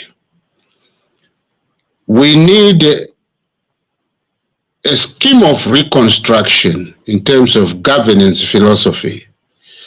Zimbabwe has suffered a lot from the time when it was Rhodesia to the post-independence to debt, and that public institutions have had a terrible knock. Where they acted professionally before, particularly after 1980 declaration of independence, their actions should have been progressive in terms of professional governance. You know, our structures, public structures, the executive, the judiciary, and the legislature were corrupted over the 46-year period, which means that the individuals that were seconded to occupy public positions, either as judicial officers or as civil servants or as political representatives, that is MPs, or as councillors, got to be corrupted with resources that were given on the basis of partisan identities. So you would find that only ZANU-PF members of, ZANU-PF members would then get jobs in all public positions, so that they would hero worship their leadership, political leadership, and that such public leaders never acted professionally to serve citizens of this country equally. This is why you find if you look at the land redistribution that we went into in the early 2000s, again they had partisan linings. People who were given land were largely members of ZANU-PF. People who were given jobs, largely members of ZANU-PF. People who were given assistance during years of starvation, Mukomondera.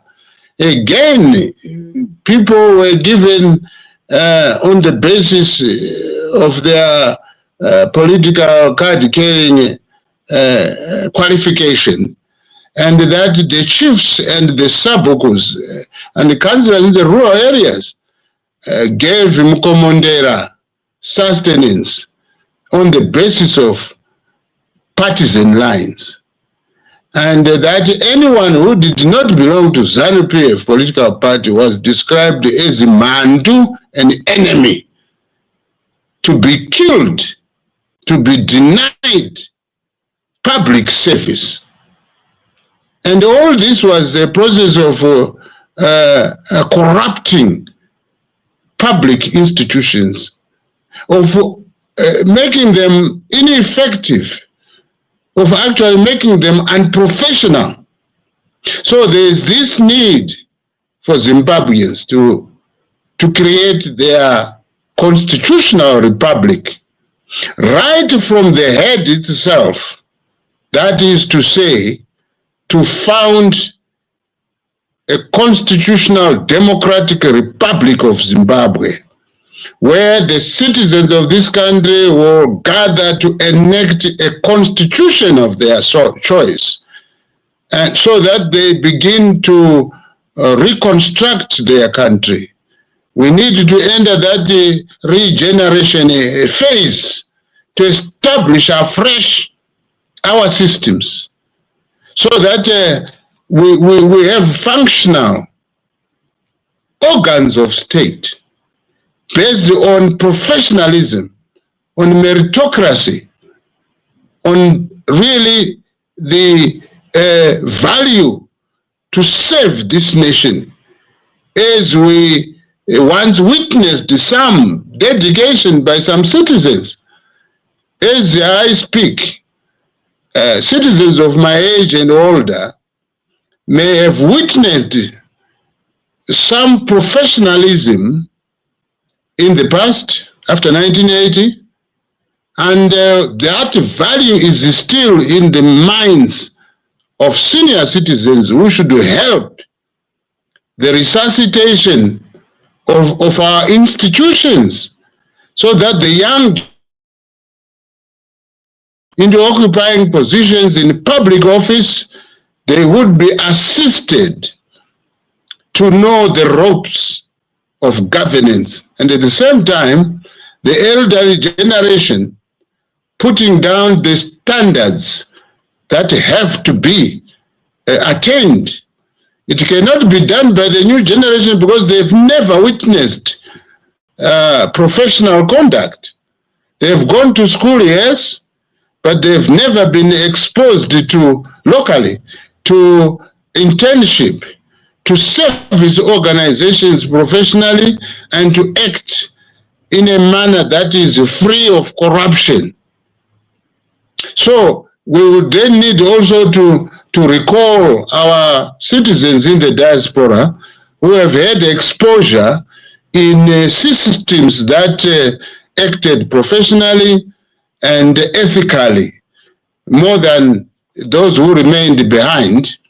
Because as you know, those who remained behind have no industry to intern them at all. And all we have seen informal survival activities that have not really taught our young generation how to do it in professionally. And I'm sure you have seen even in schools there, in hospitals there, there's a lot of incompetence. There's a lot of action that is unprofessional, because the elderly population has not been able to teach the young ones how to behave professionally at work and how to offer services. Even if you go to the private sector operations, the situation is the same. You see, we have lost it as a nation, but we have capacity to regenerate. And this is what I believe, that we have really to embark on a scheme of reconstruction in terms of governance. And right from the beginning, to have a constitutional framework dictated by the people, an electoral framework dictated by the people, elections that really belong to the people, so that best brains can be elected to run government forthwith into the future. That's all I can state at this stage. It's a wish, and I will remain as an activist to contribute towards the fulfillment of the recreation of our constitutional democratic republic of Zimbabwe. Thank you. Back to you, Chair. Thank you very much. Tanjo, if you have got any final remarks that you might want to make before I bring in some comments from the chat box, and then we get a final remark from Dr. Zembe. Okay, thank you. To what Mr. Dr. Zembe is saying, I concur with what he's saying. But now the issue from the moderator, the question was, when this bill passes on, what is its implication, Doctor? That is what the question highlighted. As for you, you were bringing solutions. But now we are saying, when this bill is forced to pass through, we are saying that's it brings disaster to our country, more disaster to our country. We'll be now heading to full-fledged kingdomship or empire rule. So the implication here, we are saying Zimbabwe will be doomed. Zimbabwe will be doomed when this bill passes through. But it's a forced bill, and at the end, it will create too much anarchy in the country. Because when we go back to the issues of empire rules, this is the retrogressive ways, the previous ways of guardianship, as compared to democracy. Because we are saying the constitution must be followed. And when the constitution is followed, all the different states or arms of the government, they'll function independently. And there'll be a balance of checking each other there. We won't have problems in the judicial system. We won't have any problem in the legislative. We won't have any problem in the executive system. The country will run smoothly and will have development. But when we look at present in our country, they talk of development, but there's no development which is taking place in reality. They talk of building that interchange, the trabablas which they talk about. But when we look at that, can we say that's the only development?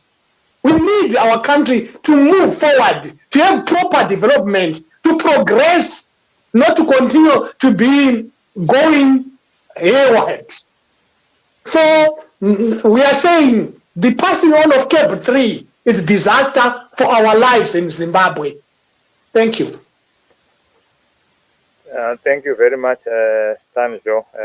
That's true. And I think one of the reasons for bringing this conversation is to equip Zimbabweans to know what CAP 3 means, so that you can have conversation amongst yourself. Let me just give you a short. I'll start it from in between, where someone was asking someone in the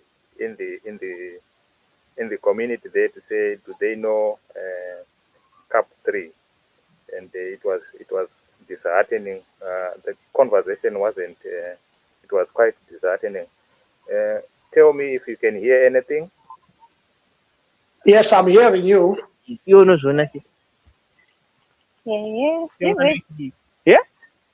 Zviri right pakuti vanokwanisa pamakore ivo vanokwanisa kuwedzera ngati chiko vanokwanisa kugadzira vakawanda kuvaka zvipatara kuita zvakasiyana siyana munyika zvinoita kuti nyika yedu ibudirire.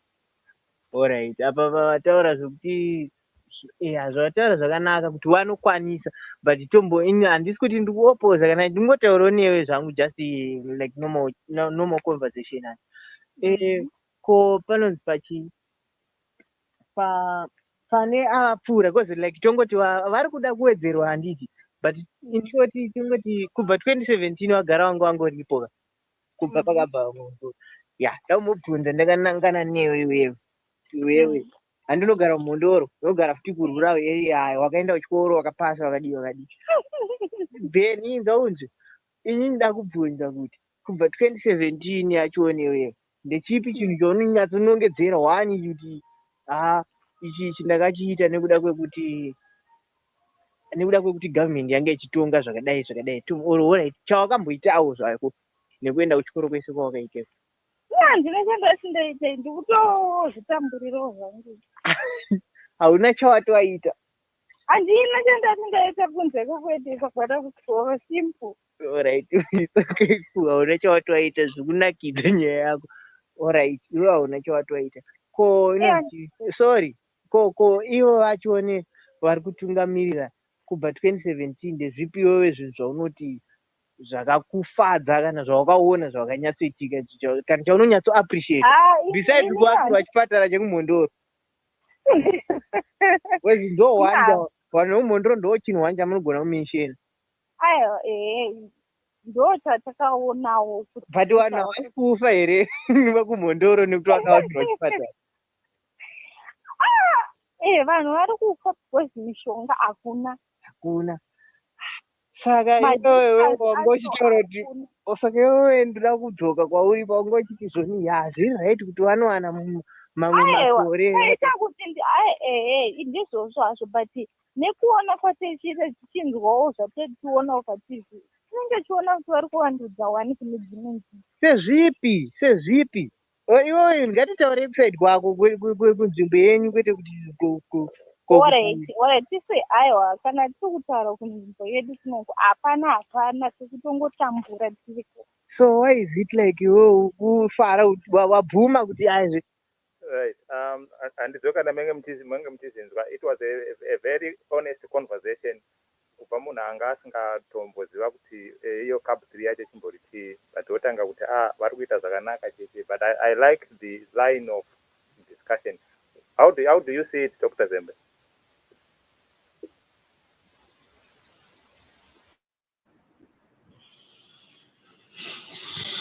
Well, you see, as citizens, she's not informed of what is currently happening, in the sense that she doesn't know. All she knows is they want 2 more additional years to do whatever she had from the propaganda mouthpieces. That is the television, ZBC television, or the radio, or maybe some of the social media platforms. But this is the tragedy of not having an informed nation. Ordinary people, very often, you'll be shocked by Misha that even at the time that Mugabe was ousted from power, there were people who thought it would be news to come very close to him, because in some areas they had not even seen him live, having ruled this country for 37 years. So, ignorance on the part of citizens, because they will have been denied information happening, you find that this is how this dictatorship has been able to thrive, by actually muzzling the media mouthpieces. We have public media in the country, and it has been hijacked and abused and captured for the purposes, even to this day. If you switch on to ZBC television, you just hear the propaganda cable. We can change it. Propaganda that is ZANU-PF is dishing out to the people of this country, and it is so steeped in historical ignorance, where we had the monopoly of ZBC TV without the social media. Now that we have the social media, that weakness of keeping people in darkness is beginning to be resolved, because there are other alternative ways of reaching out to people.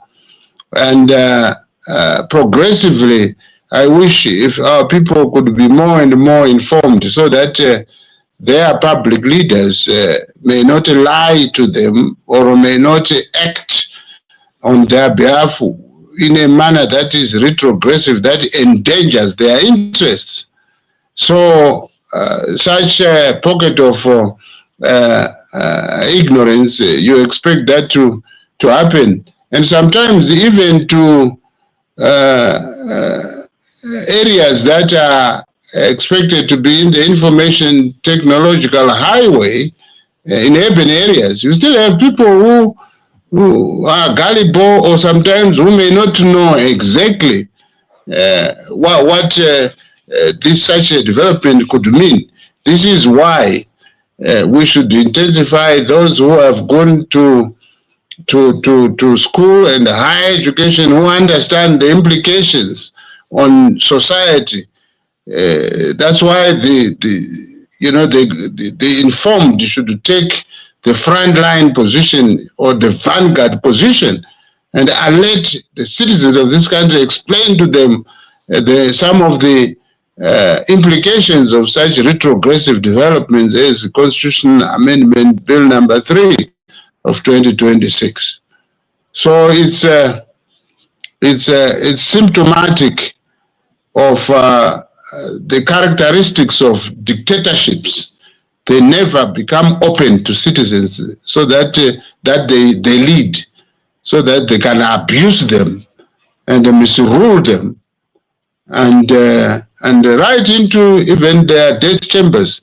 Citizens could die without even attributing the blame to public leaders.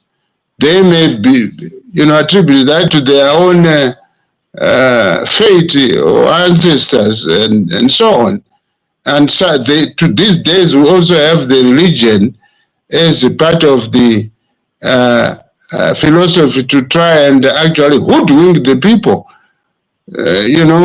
From the religious point of view, we see again some cults that keep people very watawata, and saying that whoever is there in public office should not be questioned, was put there by God. So we have a mixed bag of citizens who often are not informed of the current affairs in terms of the developments that we are talking about. So back to you, Chair. Thank you very much, and I think that's why we are having this conversation. I think so that we can equip citizens to go and have this conversation amongst themselves. This is now going to be your final remark, but when you do your final remark, I want you to take into account the comments that are coming in the chat box. There's that one which is coming from Marondewa Omen 11024. He's saying 2 wrongs don't make a right, so we can't use the violence to settle down the disorder that we have. Let's sit down with these elders, teach them unity, and let's negotiate. I don't know whether we are able to negotiate with Zambia. And then when a question that is directed to you, Dr. Uraya, you are saying the truth, but we need to speed up before ZANU-PF shut down the doors for elections that CAP 3. I think when you were saying that there are some political formations that are in the pipeline, so I think what Washington is trying to say, let's speed up. And then Marondewa woman also says, let's hire renewed former leaders to help us settle all our disputes. Remember, ZANU uses the divide and rule approach. The second approach is impoverishment, so that we depend on donations. And the last comment was just commenting on the lady that was on the voice. And she says that lady is very lazy. She doesn't want to learn. That is from Tapiwa Sinaro. So, Dr. Zembe, your final word to viewers and those in authority, those in the progressive voices, and those in the region and the international community, and also taking into account all these comments that has come through our chat box. Over to you, Dr. Zembe. Thank you, Chairman Misha. Yes, thanks to the contributors by way of questions. Washington Vutuza appealed to us in the Contra movement against the dictatorship of ZANU-PF to move swiftly and have action started to prevent ZANU-PF from implementing this very dangerous experiment in order to rescue the nation. I entirely agree that it is an urgent matter now that ZANU-PF is conspiring to derogate to itself the people's power so that they continue to dictate after having robbed the people of their power through the amendment bill. And I also would also answer the other participant who wrote that ZANU-PF uses divide and rule. That's true. It has done so for the past 46 years. And there was also a remark, directed at that lady who sounded to me to be quite ignorant and young. And there is need, therefore, for advocacy and education right across the board to educate our people, to inform our people, thereby empowering them to act accordingly to defend their rights. Zimbabweans, as we often say, that we are under siege.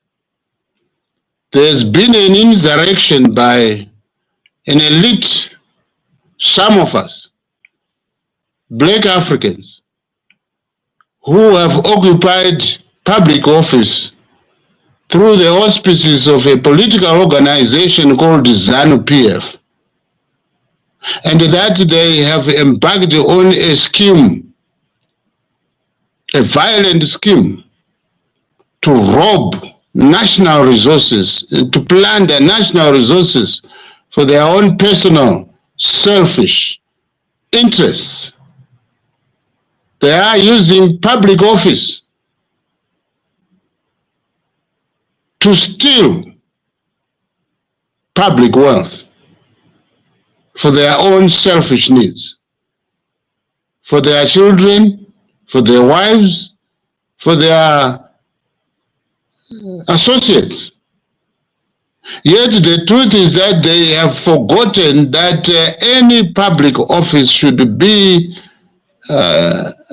used to provide empowerment to all citizens of this country. Whether it's a service, whether it's a commodity being produced by, let's say, a public agent or a public institution or a public investment, that public organ has to serve the entire nation, not groups of individuals, in a democratic manner.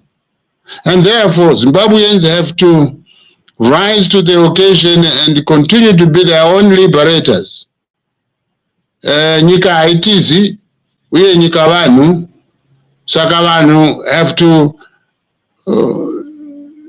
take stock of their lives, take stock of what is happening in the country, carry on with an investigation of what is happening, and we must continue to share ideas and continue to resolve and to make progressive decisions to defend the democratization process. By the way, the whole liberation struggle was aimed at democratizing the governance of Zimbabwe. And that struggle must continue, it must be renewed, it must be intensified by the existing generations. Both the young and the old must embrace and work together. The old have wisdom, the old have experiences, and the new have the energy and also the capacity to prosecute the democratic struggle through the concept of ideas. And once ideas are churned out through the processes of the right to think, the right to exercise our intellect in dealing with the problems that we encounter in our lives, the environmental problems, the governance problems, the political problems, we have mental capacity to produce ideas that are shared and implemented. That is the people's power. So we must move to discover the people's power so that we act together in order to defeat the elites, the minority that have occupied public office, thereby creating an impediment which is being introduced through Constitutional Amendment Bill number 3 of 2026. It's actually an impediment to the democratization process. So we must act to demand an election, a people's election. At the end of the day, we need to have a legitimate government that must take charge of our public life, which with executive authority to govern this country, while we enact our constitutional framework. You know, we can sit around as a nation, craft our interim electoral and constitutional framework just for us to have legitimate elections, because they don't have to wait for months before elections are held. No, we have to produce a government that aims to rescue our lives, to save our people, to reduce the suffering and the deaths that we are witnessing every day. You know, our people are dying both here at home and in the diaspora. And it is terrible when death strikes. You know, you find some members of the family here and some others in a faraway place in the diaspora there, where once death strikes, then it adds the problem of how to even bury our loved ones when they die in far outlying places. You would require a huge amount of money to bring, you know, the dead to be buried at home. I read a sad X posting today where, you know, an adult male died in New Zealand as a result of a crash. It must have been some tragedy. And now the family is faced with a $20,000 bill simply to bring the dead body home to be buried. And really, one wonders where that $20,000 could be obtained to repatriate the body so that it can be buried here at home. These are the problems that the nation has been thrust into. So the regional bodies like SADC, for us here in the Southern African region, and the continental bodies like the African Union and the world bodies like the UN have to be made aware of our crisis, including, of course, very many countries that we have diplomatic ties with. It is important that the diplomatic relations be also be given notice of what the Zimbabwean situation is like, and that they can, in their own way, also help Zimbabweans to resolve the problems that face us. The intrusion into our society by the CAP 23, like I've indicated, whether it's forced on us or not, I think the die is cast. The Zimbabweans will continue to embark on the democratization process in order to overcome the whole problems that have been created by ZANU-PF failure to govern our country and to develop our country for the past 46 years. So thank you very much, Chair, for giving me this opportunity to pass my final remarks today in this discussion, in this debate. Thank you very much, Dr. Zembe, and I thank you and the Comrade Whitehead and Tanjo in the studio, and those who have been passing comments in the comment section. And there was some clear outlines tonight, and that amendment bill is not just a legal issue. It is a defining moment in terms of politics in Zimbabwe, and I think Comrade Whitehead and Dr. Zembe clearly indicated that the ball is in our hands as Zimbabweans, particularly the young, that we need to shape our future. As always, Comrade Whitehead always says that we are in our afternoon of our life, but you young people are still in your morning. So if this bill passes, you face with a team tomorrow. It also raises fundamental questions about power, accountability, and the future direction of a nation like Zimbabwe. And this debate continues. As this debate continues, one question remains. Is this bill seeking to reform, or it is seeking to redefinition of Zimbabwean democracy?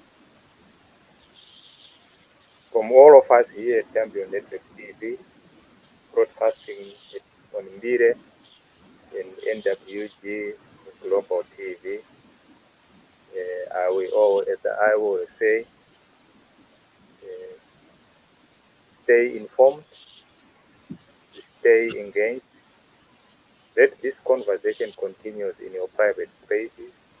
Interrogate the things that has been talked about here. If you have any questions, come back to the chat box, put your question in the chat box. We will be able to answer it in our future broadcast. And so I say to everyone who is watching us, I thank you, and I say good night. Morara Zakanaka. Thank you for watching Champions Network TV. Make sure you click that like button and subscribe. Don't forget to hit that bell icon so that you get the ding ding ding every time we do post our videos.